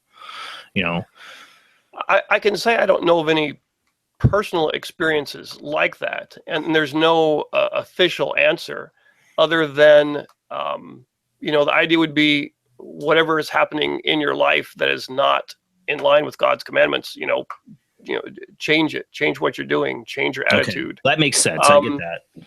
That could be it. But the idea really is that the teaching from Jesus Christ to his apostles themselves, he cast out evil spirits. Yeah. They're in the New Testament. And, sometimes it seems to actually be actual evil spirits, like the ones that call themselves Legion that possessed the man. In some cases, it may have had more of a medical explanation. I know people of more skeptical bent would go towards that. But the idea really is that he taught, what his apostles learned was that it took authority from Christ and the power of his name to cast out the most powerful. And Christ even said it took fasting and prayer as well. I've gotten a few people. I already saw some people at the very beginning of the show asking about phone lines. And are you all right with callers calling in to ask you some questions? Sure. Yeah, I'll do what I can. I can't make promises tonight to those who are going to call in. We're going to have the 2 Skype lines. Internet's been really weird. Judy's not on anymore. She said her internet went down. We have had the hacking attacks going on. If Anonymous is attacking YouTube tonight because of them shutting down their recent video, that could be possible. I don't know, but it seems the internet's being really funky tonight. So we'll see how it goes. No, as the resident jackass, I feel it is my responsibility to of course. Ask a defensive question. Because it's floated through the chat room twice now, and I haven't. And I touched on the subject, and I know it's an offensive one, but the magic underwear. I know you've heard it before, so I've got it. I'm not familiar with this one, so I didn't understand that. I don't know anything about this one. Oh, okay. Well, besides what we know from Penn Jillette and South Park, you got to let it go, because otherwise, if you're not defending it, that's what the world believes. Right.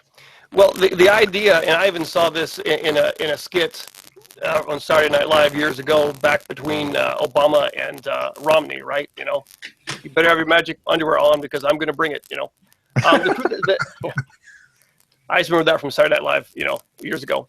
But the truth is that the whole magic underwear thing is something that comes from our critics and our detractors. For us, it's not magic.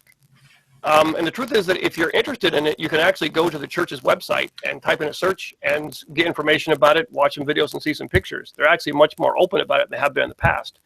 But this is what you referred to as temple garments. Daniel, really quick. We're getting some static from your mic. I don't know if you changed something or did something or moved something, but it as soon as you started talking, it was getting like real bad static as you're talking. No, I didn't do anything differently. I can try and move. I don't know if it's just the internet being wacky or not. I don't sound staticky, do I? No. It's coming through on his end. Okay. I think the magic underwear broke the internet. Oh, jeez. Well, go ahead, Daniel. That's what happened. Hopefully it improves. Go ahead. Okay, you let me know. Okay. So the idea is that they're connected with a temple ordinance called the endowment. And real quick, Daniel, can you wiggle your jack that's coming in from your headphones? Because that crackle sounds like it's electronic. Yeah. Okay. Everything here it looks to be firmly in. Okay. I was just giving a hope there. Yeah. Okay. So let me know if this improves. I'm still getting it. Oh, that's too bad. Yeah. Keep going. I can hear you. It's just staticky, sadly. Okay. So the idea is that they represent the priesthood to us, and they are connected with a temple ordinance called the endowment. And you can actually read about something very similar given to the priests in the tabernacle for them to wear as undergarments in the Old Testament. We believe there's some kind of similarity there. But the whole point is that it's a reminder of the promises we make in the temple, and a continual just reminder of who we are and our responsibility. Other religions have priestly vestments, robes and collars and all that kind of stuff. We don't have that. So for us, the symbol of that for our ordination is our temple garments. We do have a phone call on the line. Let me make sure I get the volume up for that. You there, Zach? Yes, sir, I am. How y'all doing? How you doing? Yeah, you might have trouble hearing Daniel if he responds back to you because his mic line's a bit staticky. But did you have a question for our guest tonight? Yes, sir, I do. Mr. Johnson, I read a little bit about you. You've done a lot of research over in South America and all that, really tying in LDS doctrine over with different Native American history and that. My question is, has there ever been one point where you hit kind of like a hit? It may seem like a rock in a hard place, where you did find some kind of information about maybe a certain tribe or the like, and you were tying it in with LDS doctrine. Can you relay an instance where that has happened, and how did you really overcome that? Like, did you find out new information, or what was the solution that you found for that? I'm not sure I understand exactly the question. Is the question if I found something that was kind of like a challenge to my faith, that things didn't seem to match up? Right. Yeah, exactly. Nothing comes to mind. I mean, the area of my study has been with archaeology of Mesoamerica and the various details in the Book of Mormon to see if there are connections or similarities. And people that are far smarter than I am have devoted their lives and their study to this and come up with some really great stuff. The one issue that's been brought up in recent years has been one of DNA, that says that the DNA of Native ancient Americans matches that of what everyone would expect it would of ancient Asians, and that's where they all came from. And so some people have used that to say the Book of Mormon can't be true, which just disproves it all.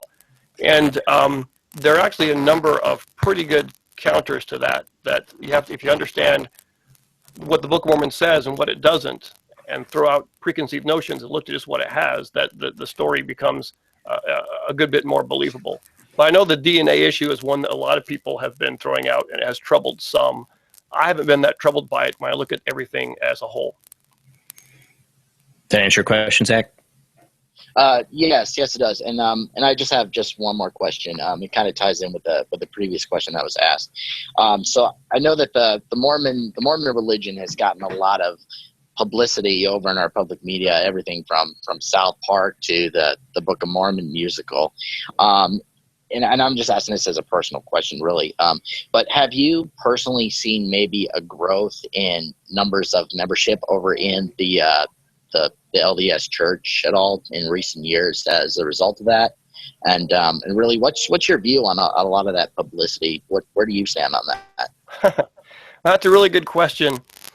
I'm not sure if growth comes, from that. I mean, we are an active missionary church. I was a missionary in Argentina many years ago. If you've ever seen Mormon missionaries with the white shirt and tie and name tag, that was me a long time ago.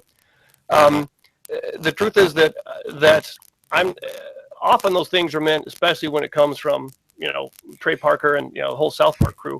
They're meant to just make fun of stuff. I don't know if it's lighthearted or not, but I know what the Book of Mormon musical has gotten some people interested in. What what's this all about? What's the whole real story behind it? And the thing is, we have a lot of critics. Joseph Smith had critics. I mean, he was murdered, for his religious beliefs, basically. But the critics have always been there, and I think lately it seems like it seems like it's really grown quite a bit. If I feel this is truly God's church, then what they can do, I don't really have any fear of it. So I'll just stay strong and do the best I can, and the criticisms kind of come and go. Right, and of course, I live out in Arizona, and I have a best friend who's Mormon as well, and he's been a missionary as well down in Mexico. So really, he was near Puebla. I do know that they do have some Aztec ruins that are still located down there, and he did tell me a little bit about that. Did you do any research though into like out here in Arizona for like the Anasazi or the Hohokam? Did you do any research into that, and do you have any input on how it ties in with your faith? Good question. The Anasazi are of a much later date, and they probably aren't directly related at all. I've been to Mesa Verde, I've been to Hope and Weep, I've been to Chaco Canyon, and find those places really interesting. But it's the Book of Mormon story. The history ends about the end of the 4th century AD. So that's it. And the culture that wrote the Book of Mormon is pretty much destroyed by that time. So most of what we know comes from after that. Most of what we know about the ancient Maya comes from the 7th and 8th and 9th centuries AD, so centuries after. When you get into North America, it's probably very far removed from the time period of the Book of Mormon and also the geography of the Book of Mormon. So I know there are many Native American legends. I've read books that seem to have some similarities. Specifically with the Anasazi, I don't know that I see anything directly connecting it, but every now and then there's a little something here or there. To answer your question again, Zach? Yes, sir. That's about it. That's all. Thank you so much, Mr. Johnson, for answering my questions, man. I greatly appreciate it. No, thanks. I appreciate the question. All right. Have a great night, Zach. Thanks for calling in. You too, sir. All right. I believe we've got a video Skype waiting with Jeff. Sure. All right. We got videos. We got Laura Lee, I'm guessing. Yeah. Can you hear me? I can hear you. I don't see you because my end is really laggy tonight. So. Okay. Hi, Daniel. I'm glad you came on the show tonight. Very interesting topics you've been addressing, and thank you for sharing them with us. Oh, thanks for listening. I don't want this to come across in confrontational in any way, shape, or form, because I don't feel that way, and I respect everybody's religious beliefs. When Jason was mentioning about people that he knows of that are undergoing severe oppression, our family is one of them. We have 4 people in our home. We all have gifts in this house. We are all baptized. We have never questioned our faith. My youngest child is autistic, but he's 18. Now, we've been going over this or through this for over 8 years. It has never made me question my faith or want to give up on my faith. But I can truly say to you, yes, some people have heard this already when I've called in before. Next week, I hope to tell the whole story within the time limit, Jason. You'll get the time.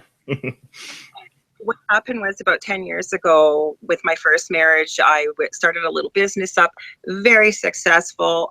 People were just bending over backwards to help me. They were so kind. I could not believe it. And I usually don't remember my dreams. And I know I've mentioned this before, and I apologize if it's repetitive for some people. I had this dream. It's a demon that was in my front yard. He identified himself. He identified his name. I've never said it out loud, and his animal spirit form. But what he wanted was to give me anything my heart desired, riches, fame, whatever. Well, those were none of my desires. And in some very unkind words, I told him where to go, and I called on Archangel Michael. There was a flash of light, and it was over. Ever since then, we have had horrific things going on in this house. My husband's been thrown 8 feet. People being bitten, scratched, financially ruined, anything you could possibly think of. And I think the part I'm having trouble with, and I don't think you met, well, obviously you didn't meet me before, but we never accepted this in our life. We never wanted this in our life. Nobody has lost faith. Over the years, this has been a full-time job for me, trying to find somebody to help us. So I found it quite interesting when you said that Lucifer and his crew are still on Earth. I do believe that. I don't know why it's been our family. Again, 8 years of full-time research, I've been told things that it's possibly connected to me as a familial curse. Or one thing I don't think I've ever brought up before, but it was only mentioned once, but my son with autism is moderately to severely affected, and we do stay on top of him when he's on the internet. But we were also told that he may have inadvertently opened that door on his own. The thing is, we can't seem to find answers to get help. Every time we get close, something always stops it without fail. The person can't come, there's an illness. My husband's almost died of 2 mysterious illnesses. I mean, I could go on and on. I guess my questions are, do you have any advice for us where we could go? Because again, none of us question our faith, nor have we given up on it. I know it's a tough one. Yeah. I know it's a tough one, yep. And I appreciate that you asked that question. And I'm not sure exactly what to say. I'm not going to discount or belittle anyone's experience, because your experience is something that you have had and I have not. So I don't really know. I can say, just from the point of view of, my theology, my faith, especially when you look at, the Catholic Church has its exorcism, other churches have their types of things, they have their authority. If I were to be bluntly honest, our point is that the authority of other churches is the authority of man, that it did not carry through back to the time of Christ. And just from a theological point of view, our view is that our priesthood and our authority was actually divine and comes from God. And so, I don't want to say, hey, go to the Mormons, but, maybe look at that. I don't know what to say, and I don't know why certain people receive challenging trials. And within the Mormon faith. What's that? But we've been very careful. Nobody knows in our city what we're going through. It's quite a small town. We live in northwestern Ontario, and we would be major subject of ridicule, even if anybody would even believe us. But like I said, we do have a relative that's in the Mormon faith. But again, how do you start that conversation up? Like, I'm baptized. I don't know. What I can tell you is this. My experience has been that Mormons are pretty nice people. Yes. That's been my experience, and that's, that they'll try to, if there's something honestly it comes to them, they'll try to help out. We actually have, we can perform a priesthood blessing upon a home. We can give priesthood blessings to people. Our belief is that the priesthood that was restored to Joseph Smith comes from God, not from man. We don't pay to be ordained. We don't study and go to a seminary. It's something that is given freely. And I don't know what you're going through. I don't know the final answer. But I can say, perhaps there is something that you could do differently. And apart from that, I don't know what more to say. I'm sorry. Oh, that's okay. I appreciate your honesty, and that's why I called. I just wanted to ask. Like I say, we're kind of at a standstill here. Basically, I've decided we're going to take a different tactic here. We've kind of had our life on hold for the last 8 years. That's, I think it was Jason, other people suggested, let's start, entertaining again, getting some happy things in the house, and let's see if maybe that even makes a little bit of a difference. Yeah, maybe so. And is there, again, most people might know that from a Mormon point of view, there are a lot of things that many people do that we don't do. We don't drink, we don't smoke, a lot of things that people engage in that we don't do. I don't know if those things can invite evil influences in. I thought it was interesting that in the story The Shining, one of my favorite books. Yeah, exactly. I remember the movie version, and did you also see the TV version? Yes, I do. I own it. Okay. I thought it was interesting. I don't recall this from the movie version, but it seems like from the TV version, a lot of the problem seemed to stem from the alcoholism of the father of Jack. That's what the TV version is more like the book. Yeah, that's like the book, and that's why I actually like the TV version, even though it didn't have Jack Nicholson in it. Yeah, because it really showed his he's a sane person going insane, and it had all to do with alcoholism, a lot to do with it. Exactly. So it's kind of like that brought about all the evil things that were happening to the family. And of course, this is a fictional thing; it's just Stephen King. But that's what I'm saying is, is there something there that needs to change? And I'm not presuming anything. I don't know. I can't really even begin to try and assess your situation. I'm sorry you're going through difficult times.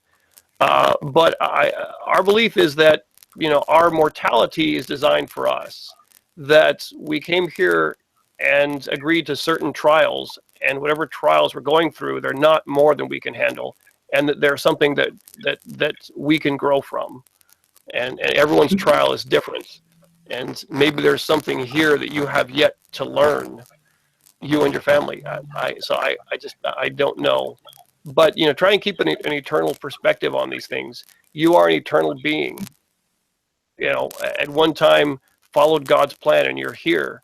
You can have dominion over these things. You have a physical body, which is a great gift from God, and these evil things do not. Maybe keep that in mind. But I'm sorry, I don't really have any great answer for you. I wish I did.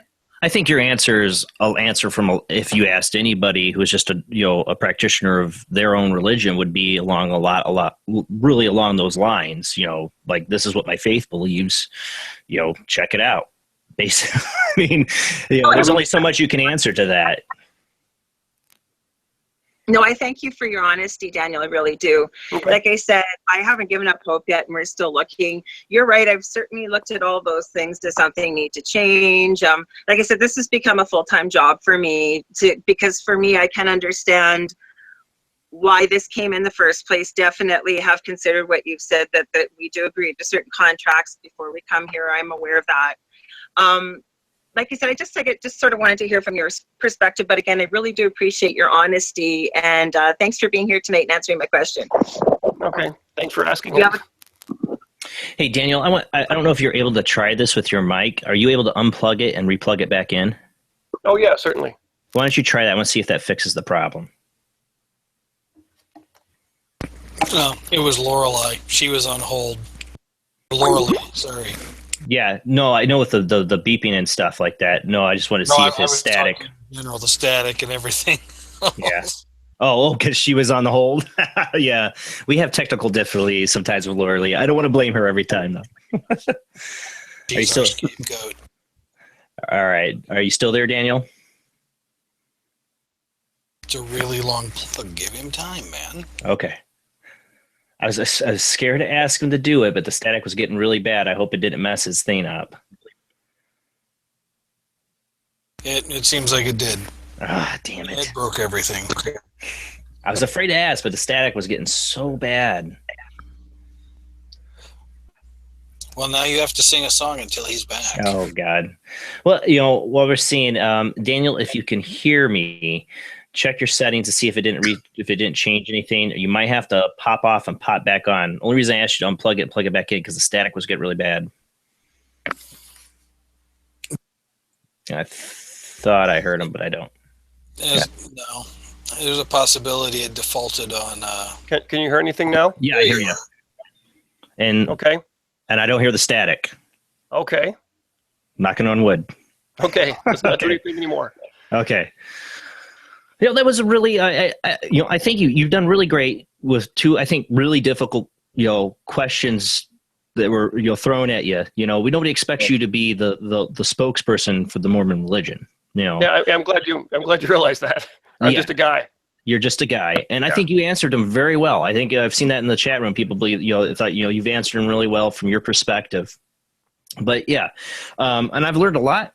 I've learned a lot so far. And if anybody else has any other questions, remember we got the two ways to call in, and I'll have Jeff or Jamie or somebody posted in the chat room again. There's the video way, which is the Soup live chat 800 live chat, or there's the Skype line audio OOJBLEND00, and you can call in that way.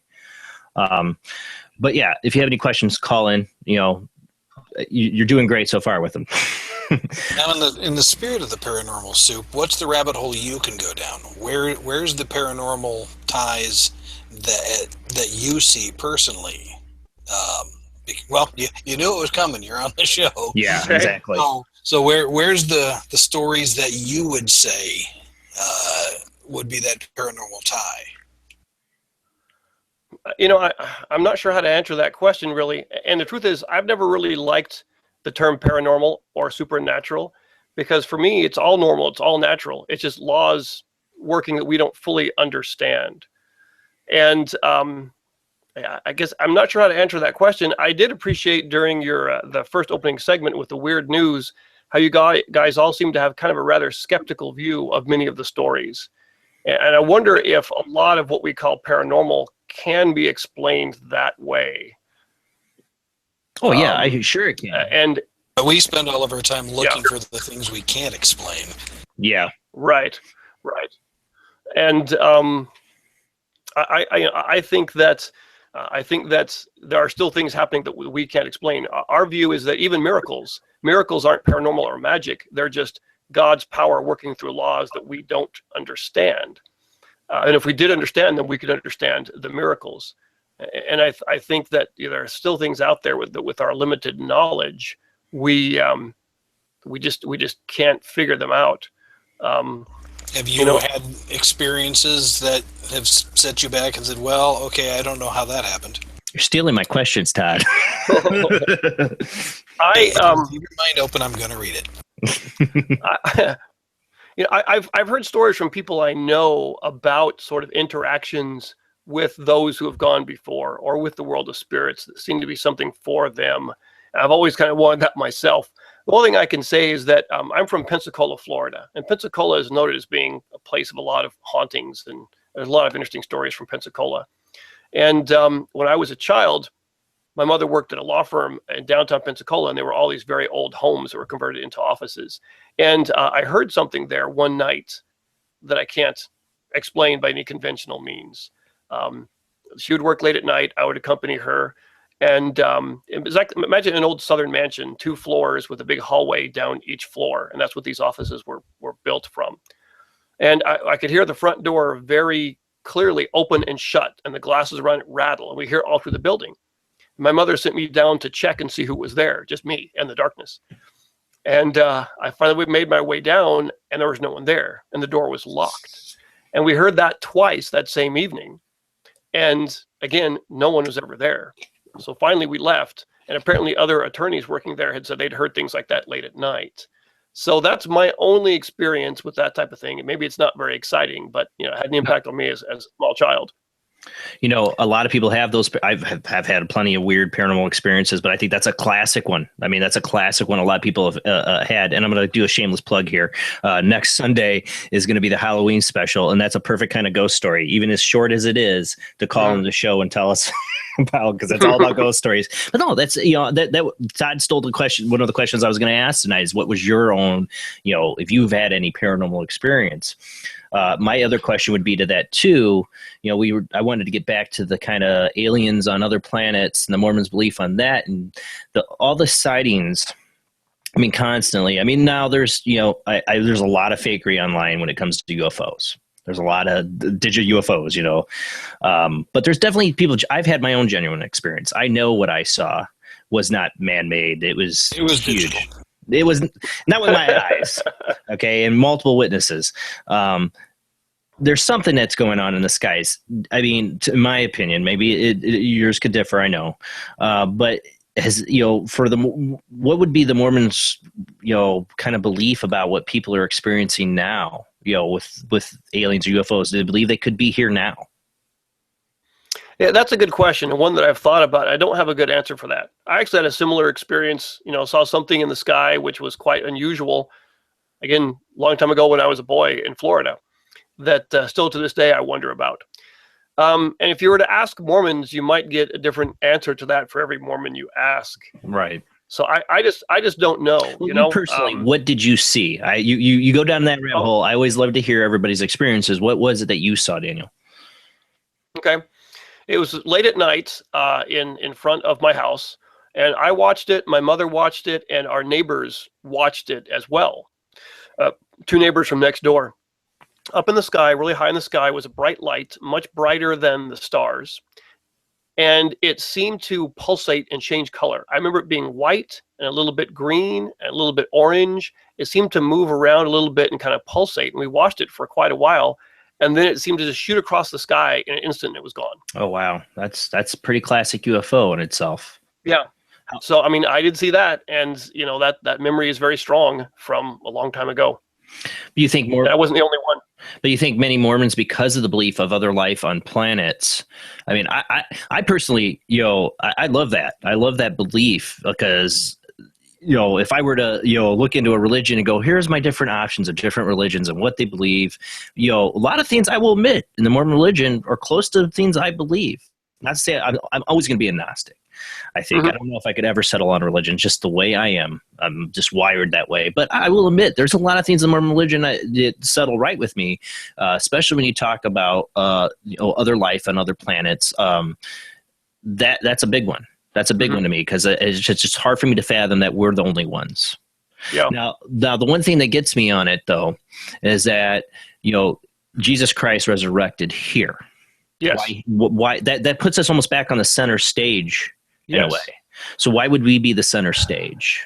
I know that's a tough question. Yes, that's a good question, and it seemed like that this goes back to back in what we call our pre-existence, our mortal existence before our births, and that the planet was created, the children of God shouted for joy, and then there was a plan put together for mortality. Jesus Christ had his plan in which there would be freedom. We would get to do what we want, and because of that, there would be sin, there would be suffering, but he would come and atone for all of that and give the glory to his Father. Lucifer's plan was one where there would be no suffering, but also there would be no freedom. There'd be no free will. And of course, that plan would not have fulfilled God's purposes. So the idea here about, why this planet, why Jesus would come here, we don't know exactly. There has been some teaching and some speculation that perhaps this planet was the most wicked and the only one that would have killed its savior. And that makes sense to me. Yeah. So the idea really is that for Jesus Christ's plan, he had to offer himself up as a sacrifice, be killed for mankind, atone for their sins, and resurrect. And that this world was the one world that would do that. All right, that's just an idea. One idea I saw, is it possible that this scenario that plays here with Jesus Christ could play out on other worlds? I was going to say, that's the follow-up. Do other worlds have their own Messiah? Right. It's the same, it could be even the same Messiah. It's just he decides, I'm going to hit this world, I'm going to hit that world. I don't know. I mean, that's just an idea. So that's what we're waiting for the second coming, is he's hung up in traffic. Yeah, that's right. He's coming from another place, and it took longer than he thought. Right. Yeah, that I don't know. We're kind of taught that what has happened here involving, say, the fall of mankind and temptation and the introduction of mortality and things like that has happened before. It makes me think of the new, Battlestar Galactica series. All this has happened before. Oh, yeah. That's all perfect. this will happen again, right? Yep. But again, I think for us, there's this idea that Jesus Christ's grace and sacrifice is universal. That's maybe one thing that's unique, is that one act doesn't need to be repeated in other worlds right now because it is universal. Again, that's just an idea, but that's kind of our thought at the moment. We can conceive of multiple planets and multiple populations of people all across the universe. We can't quite conceive yet of multiple saviors. Yeah, it could be the same savior. Like you said, he's hopping from planet to planet. And that's why he hasn't come back here yet. He's a bit busy. There's a lot of planets. Yeah, I don't know. You're intrigued with archaeology and things like that, so I've got one for you. Now, what would be the explanation from, I guess, either your own mind or the faith of the however many million-year-old metallic screw found in a rock in China? Oh, that's a good one. Did this all happen before? Or I don't know about that specifically. I've heard about metallic items, I think, found in Russian mountains, so specifically, I just don't know, other than There's a lot of history happening upon this earth we don't know about. I do know there are people that are skeptical that have a way of explaining that away as being a natural phenomenon or finding another explanation for that. So, Hammerheads fused in rocks and things like that. Yeah, well, I mean, I've heard of that. I just haven't seen it. Like, for example, I've heard lots of stories of giant graves found, giant skeletons. Our country seems to be filled with that. But when it comes right down to it, we haven't really been able to lay our hands on one. Yeah. I even went to the museum in Winnemucca to investigate the story of giant skulls found there from a local cave. And as it turns out, they aren't really that giant as what people are saying. I wrote a little post about that and just a dude with a big head. Yeah, I did some analyses of some photos that were provided, supposedly showing a giant jawbone versus a dental cast of a modern one, and kind of compared sizes and things and showed that it wasn't as big as what people were saying. So again, I think the whole find the giants thing really interesting, but and all these stories are interesting, and I've watched the shows on the History Channel in search of giants. It seems like with all the stories, no one's ever yet been able to pin down. Here's one that's never been pinned down. The winner of the hide and seek competition is Bigfoot. This is Paranormal Soup. I got an alien, a ghost, and Bigfoot as my emblem. Where could Bigfoot tie into anything in the Mormon religion, or anything from what it considers its stories? You see anything in there that could have a relationship to that? Because there's thousands and thousands of witnesses, not just in America. There's stories of creatures like this all over the world, going back for a long time. Yeah. Mm-hmm. Yeah, well, I mean, with dinosaurs, I think there's no problem. Bigfoot has been an interest of mine for most of my life. I find it fascinating. Oh, wow. Okay. I'm glad I touched upon this. Yeah, it's stuff that I like to follow. There's actually a guy well known in the community, Jeff Meldrum. You've watched his stuff? Yes. Yeah. He's LDS, I believe. Really? Didn't know that. Yeah. And he's interesting because with his particular specialty on the evolution of upright bipedalism or whatever and walking, he has some interesting viewpoints. I've read his book. I've read lots of things. I think it's fascinating that the Patterson film hasn't been really duplicated. There's been nothing of that quality since then. What does that mean? I don't know if there's anything in our theology that can answer that. I know, again, another funny experience when I was a child, there was a mall near my home in Florida, and had all these interesting exhibits would come to the mall. And I think there was one I went to see in the mall. It was this covered booth and a long line to get in. And you had to pay 50 cents, go through a turnstile, walk up. And they had this big chest with this hairy being frozen in ice. I saw that as a small kid. And it's actually very reminiscent of course, the Minnesota Iceman. Yeah. But everything I've read about the Minnesota Iceman says it disappeared before, I ever saw this thing. So, I just don't know. I mean, my wife has no patience for this. My kids find it fascinating. We love to talk about it, and they love to watch the shows. But I just don't know. I mean, you and a billion other people. Yeah, I'm so freaking interested. It's like if there's no Bigfoot, that's even a bigger question, right? What are people seeing? What are they experiencing? If there is, what is it? And so I just don't know. That's one that's, I don't know, I'm looking for the answer someday. Maybe, beyond the veil, when this life is over, we'll finally figure that out. I mean, I would tend to the idea that it's some type of ancient relic. It's an actual physical, flesh and blood creature. There's a guy named David Paulides, which has some really interesting idea that Native Americans believe it's a tribe, not an animal, but a tribe of people they kind of consider cannibals. So, I don't know. See, go ahead, Jason. Well, I was going to say there's also, the theory too is that they're interdimensional. I mean, when you get to Bigfoot, it goes all over the place. So, right. Go ahead, Todd. I just, I get another rabbit hole for you. How do we reconciliate the stories of the Bible? Cities falling, columns of salt, people looking back and turning to salt, all of those different things that would be, I guess, by all accounts, extremely on the better term of paranormal. I know the answer is God's power, but how do you relate that, and how literal should we take the stories of the Bible?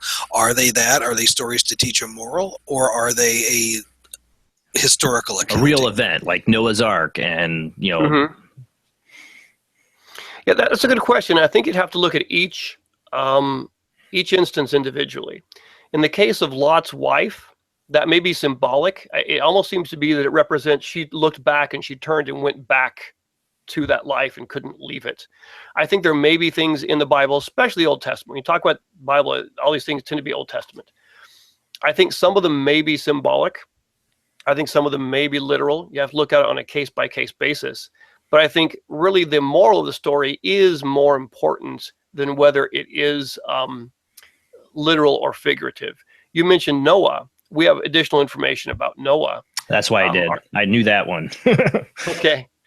The whole point is that prophets are all called to teach repentance. And so Noah was called to preach repentance to an evil people who would just not listen. And so that was the message. Another thing, too, is that kind of gets in with the city of Enoch. We know a bit more about the city of Enoch than the few scant mentions in the Bible. And the idea for the time was that righteous people were what we called translated, as the city of Enoch was brought up into heaven because they were so righteous. And so the goal was to either, to do that at that time. And Noah and his family were left to kind of, mop up the remains, if you will, and see through that hard time and sort of start things anew. And the idea is that the story of the flood is really one of not God's wrath, but one of God trying to get his people to do the right thing, and then having to sort of cleanse the earth for those who wouldn't, so that future generations wouldn't be corrupted by them. For us, the teachings of Noah and what he accomplished are more important than, how many animals could you fit on the ark, or was there a worldwide flood? Those are interesting, but not as important as, the true meaning behind what was trying to be taught. And I think, that's a reasonable answer to that. That's how I've always thought, for me being a Gnostic, I'm not Christian, I'm not anything, but I always felt, one thing I wanted to be when I was a kid, and this is partly because I was a huge Indiana Jones fan, was an archaeologist. Mm-hmm. I felt there's definitely history in the Bible. Is it exactly as the Bible says? No, I've never felt that it could be that, but I felt that there's definitely a history there. It's just been told so many times. We don't know what the actual truth of the real story is, but there's the message. That was what was important in the Bible, right? The story. But what do you think what did you think is probably the most, as an archaeologist, is the most, something you could almost prove from the Old Testament that you think there's the most evidence of? All right. Interesting. One thing I would say, one thing I would point out is that we don't look at the Bible as being infallible. We have a belief called the Article of Faith, that we believe the Bible as far as it is translated correctly. So our own belief says there are errors in the Bible. There are things that got left out. There are problems with it. And I know for many Christians that's heresy. So for us, that shows the need of additional scriptures to explain the problems with the Bible. As far as from an archaeological point of view, I have heard about things showing the seal with the name of David. I think can find the ancient city of Jerusalem, things that might show that the foundations of the temple there. I think, oddly enough, in ancient Egyptian myth and history and beliefs, you might be able to find some things. There are some things actually very similar with what our beliefs are. So I heard about some people saying that they found the location for Sodom and Gomorrah. So, yeah. I'm not that much up on biblical archaeology, but I think a number of things have had some substantiation to them. Well, Sodom and Gomorrah was interesting because this one comes up on Ancient Aliens all the time. Is the fact that there are these two locations that have been irradiated. Like they could have been right or whatever, and people were wiped out. Ancient nuclear weapons and that kind of thing. Yeah, the Ancient Aliens things is interesting because our view of God is not one of magic, but one of perhaps a higher technology. Yeah. So nuclear technology didn't just exist when we figured it out in the mid 20th century. it's been around forever. And so our belief is that God has not found out anything that mankind does not know. I heard some interesting things about, the high priest and the tabernacle and temple of Israel and things that might have been. One of the more fascinating things is there's a story in the Old Testament about someone who reached out to steady the Ark of the Covenant. And it was something that you didn't do. And the priest had it, and they're going up a hill. It was trying to tip this guy. I forgot his name. Goes up to steady it. He touches it, and he's struck dead. And many people can look at that as being, well, you have a vengeful God that teaches a very harsh lesson. But one of those ancient alien shows, I saw someone talking about the construction of the ark, and with the metal outside, the wood inside, the metal inside, he said it was basically could function as a capacitor. So maybe if the ark held some type of actual energy or power, it was unsafe to touch it. And God gave that commandment not to be cruel, but to say, this is for your own safety. And the guy was struck dead, not by a vengeful God, but because he touched something dangerous. It's why they shouldn't eat swine or pig. Yeah, I mean, there may have been you could get sick back then. A health reason for that. Right. But I think that's an interesting explanation. And it's a nice way of looking at something from a different direction. And I'm all for alternative theories, even if, I don't have to believe them, but they're great. It's great to examine them. And I kind of like that as one way of looking at some of the things in the Old Testament. And I think a lot of the Old Testament, has to be seen as from a Jewish point of view, written to kind of bolster their view of things. Of course. But again, so the whole point is that for most Christians, there's the Bible and that's it. And the idea of additional scriptures is a hard one for them. For us, we welcome that idea of additional scriptures. And for us, the Book of Mormon, we have other books as well. We have books that give us further writings of Moses and Abraham, and they tend to explain some of these stories a bit more. So I think there's a lot more to figure out, and I'm all for looking at it in another way. Now, do those other books include books like the Book of Enoch, some of the other, apocryphal texts that were, cut out in a way from the Bible or discovered later? Those are all interesting, but I'm referring to things that we would view as official scripture, things that we kind of put our faith in. And that would be the Bible, Old and New Testament. It would be the Book of Mormon, and we have some other ones as well. The Book of Enoch, the Epistle of Thomas, the things that are kind of in vogue now, I think are very interesting. I think they may have truth mixed with error. Well, of course. I feel exactly the same way. And for a religion to go, we accept that there's faults in our own our own books, especially with the Old Testament. I think that's especially for something back, 1830s. That's pretty, again, ahead of its time. Because most religions wouldn't do that. What is written is as it is. Most people wouldn't say, "Well, there could be errors." No, that's pretty revolutionary. So I love that. Even the Book of Mormon itself, I believe Mormon said, there may be errors in here. We're only men, and so don't condemn it for errors that might be in here. Maybe they made a mistake as they wrote something down. So we kind of look at that truth from God is pure and perfect. As it becomes filtered through mankind, then that's when the problems start. I'm trying to think here too. I had another question. I just lost it. Darn it. Oh, crap. No, we need the train of thought derail sound. Yeah, I totally had it and I lost it. Oh, it's going to come to me after the show, of course, too. I've got one. Go for it. Well, I think what I was just going to say too, and I totally lost it because I was thinking about what he was just saying too. Okay, well, if you got it, go. No, go. Okay, well, see, now my view on, creationism versus evolution is one that's gotten me in trouble with some of my devout Catholic friends or devout Christian friends on more than one occasion, is why not both? Why does it have to be either creation or evolution? Why can't it be evolution through intelligent design? Did the Mormons say that? Yeah, I know. I'd like to mention something about that. That's a great question. Yeah. We don't have any problems with the age of the earth. I think we look at a lot of what was given to ancient Israel as being a riddle for people who refuse to hire truth. And so much of that, of course, is figurative. We have additional information on the creation, and we have a lot of information about our spiritual origins and about our spiritual creation. we haven't been given much about our physical creation other than kind of a myth or an analogy. And so it seems like God is saying it's more important for you to know about your physical origins than your spiritual origins than your physical origins. What that is, figure it out for yourself. So we have no problem with evolution. We have no problem with various theories, and evolution, how it works is constantly changing. For us, what's more important is our spiritual origins. And we also believe that our God is the one who works through laws and through science.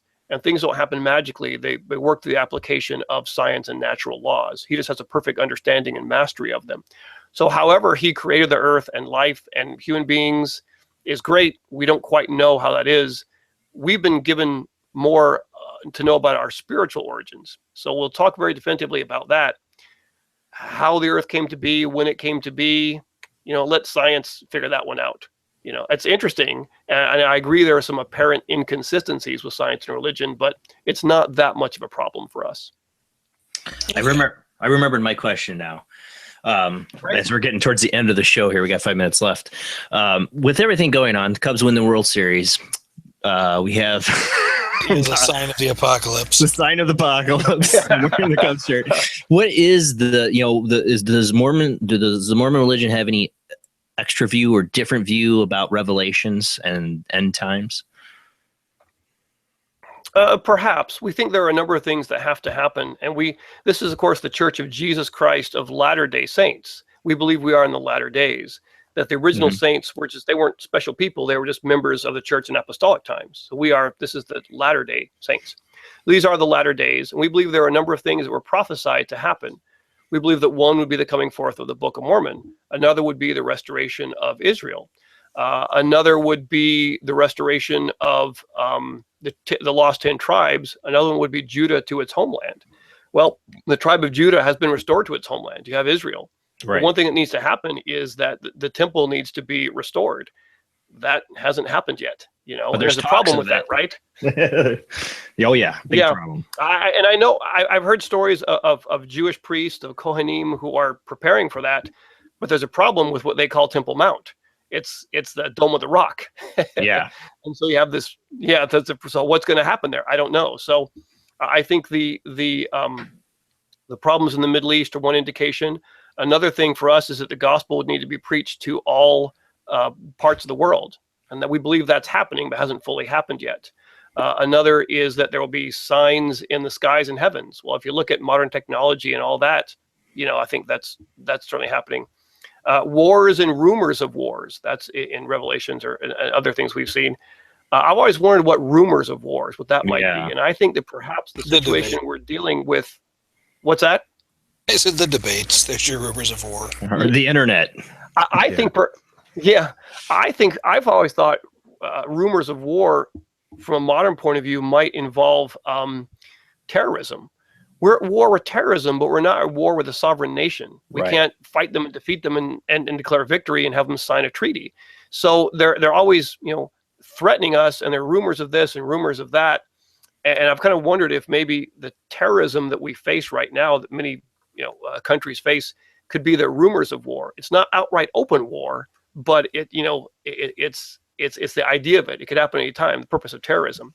So I've wondered if that it could be a part of signs of the times. And I think there are many things as well, but there are things that have not yet happened before the end can come. And anytime that anyone has tried to place a date on it, it's always fallen through. So that's something that we don't do. Jason's favorite topic. Yeah, no, we've talked about that before too. Well, we got 2 minutes left of the show here. There's so much more we could talk about on this subject too. And you've been super informative tonight. I thank you so much, Daniel, for being patient with my own ignorance to the Mormon religion. There's just, like you said, we've had South Park. We've had the what is the play that they did, the Book of Mormon. Yeah, Book of Mormon musical. Mm-hmm. Yeah, somehow we never talked about Star Wars, which is a little disappointing. I was going to get God. All right, I'll put in my resignation. I put in your resignation. I was talk endlessly about that. I know. Well, we don't want to talk about a certain thing about Star Wars because I don't want to get you in trouble. But Star Wars, it happens in a galaxy far, far away. Did that appeal to you in a way in your religion? Because it's something that happened a long time ago on another planet. I didn't make the connection. I was 7 years old when Star Wars: A New Hope came out, and I just was thrilled by it, as any 7-year-old boy would be. I think there could be. I don't want to go too much like Scientology here, but I think there could be many interesting things that have happened in the universe that someday we might find out. Can you tell people what you do, what you're working on at all? Yeah, well, I mean, I am working on a big release, which will come out December 16th. That might narrow it down quite a bit. I'm at Industrial Light and Magic on a short contract right now. I'm actually doing something which is not very exciting and sexy, but I'm a roto paint artist, and so I deal with the visual effects stuff. And I'm in general, I'm a digital artist and teacher, so that's the stuff that I do. But any part of that in geekdom is like huge. If you touch any part of it, it's huge. I mean, it's a cool place to work. I mean, there's movie memorabilia. There are models that were used in the movies just all around, just all down the halls. You can just walk down and see all these cool things. Wow. There are matte paintings when they're done the traditional way, hanging in the halls. I just go and I stare at. So it's a cool place to be. There's no doubt about it. I was at a sci-fi convention where one of the guys signing autographs was literally the guy that walked around the Millennium Falcon with a broom and swept it out. So trust me, there's room for you in the geek world. Yep. Exactly. Oh no, it's such the truth. You have any part of touching that, it's like you can go get a little booth at a convention. It doesn't matter what you did. You had a part of it. You're there. Well, thank you so much, Daniel, for being on the show tonight. Like I said, you were very, very gracious, very informative, and that's what I wanted to let people know. I did this show. People are like, "Oh, he's having a Mormon guest. How's that paranormal?" Like I said, I think all religions in some way. I have a friend that hates the word paranormal. It's in my paranormal investigation group because it's all something that could be explained one day. It's all could be part of the natural world. Yeah, and I think all religions, in this sense, they're in the same realm as what we call paranormal. They're in the same realm of what we don't understand yet. And it's why religions fascinate me. And for me, the best way to learn about a religion is to ask or talk to somebody who's in that religion. You can read all the books you can. I still think you don't get the best perspective of it until you talk to somebody.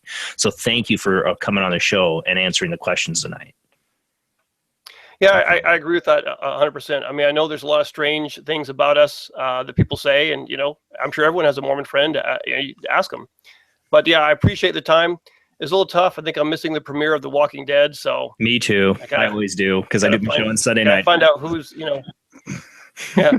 But it's been a fun time. I can ruin it for you if you'd like. No, shut your mouth. No, spoil it. No. Can we get a Donnie and Marie Osmond song to close out the show? Or? Yeah, I don't have that. I have no copyrighted music. I have my own music. Speaking of, I'm playing that now. Next Sunday is going to be the Halloween show. Same bat time, same bat channel, 10 p.m. to midnight. If you have a ghost story, this is your time to call in. You saw the 2 Skype lines tonight. If you don't want us to see it, call in on the audio line. If you want us to see it, call in on the paranormal or the Soup live chat line. And we can see and talk to you.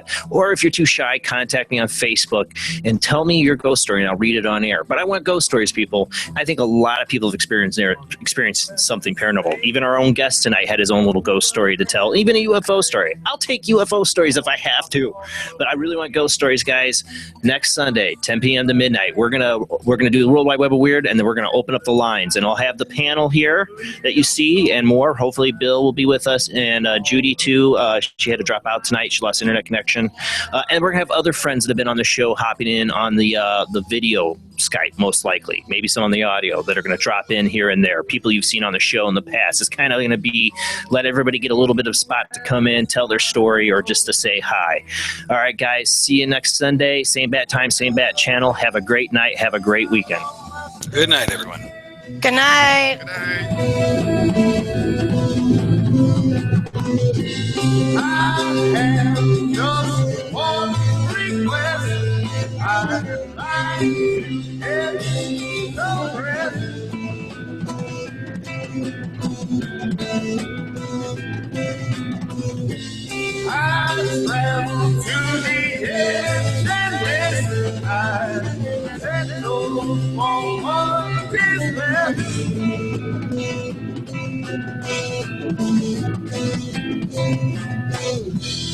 Just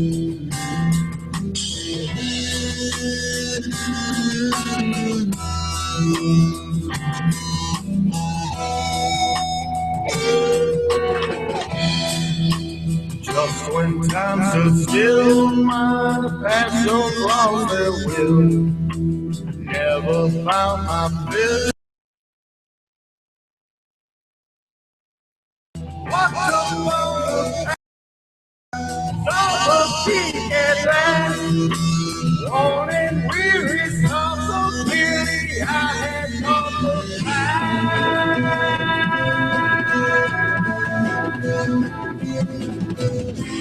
I have just one request.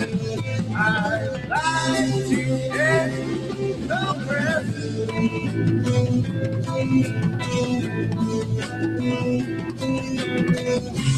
I've traveled to the edge and distance. I settled for what was left.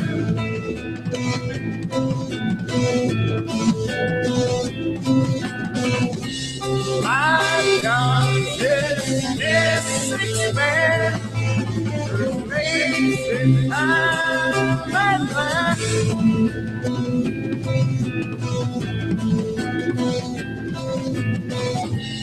I see my soul depart. I found my last request.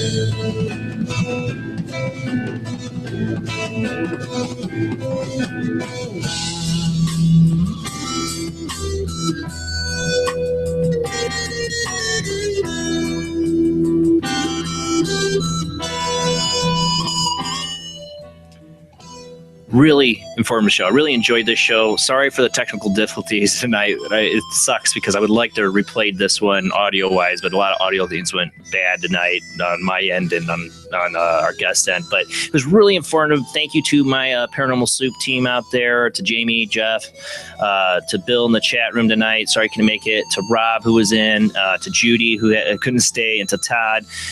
Thank you guys for being the support to the show. We will have them all back Halloween Eve. Call in with your ghost stories, guys. I want to hear them.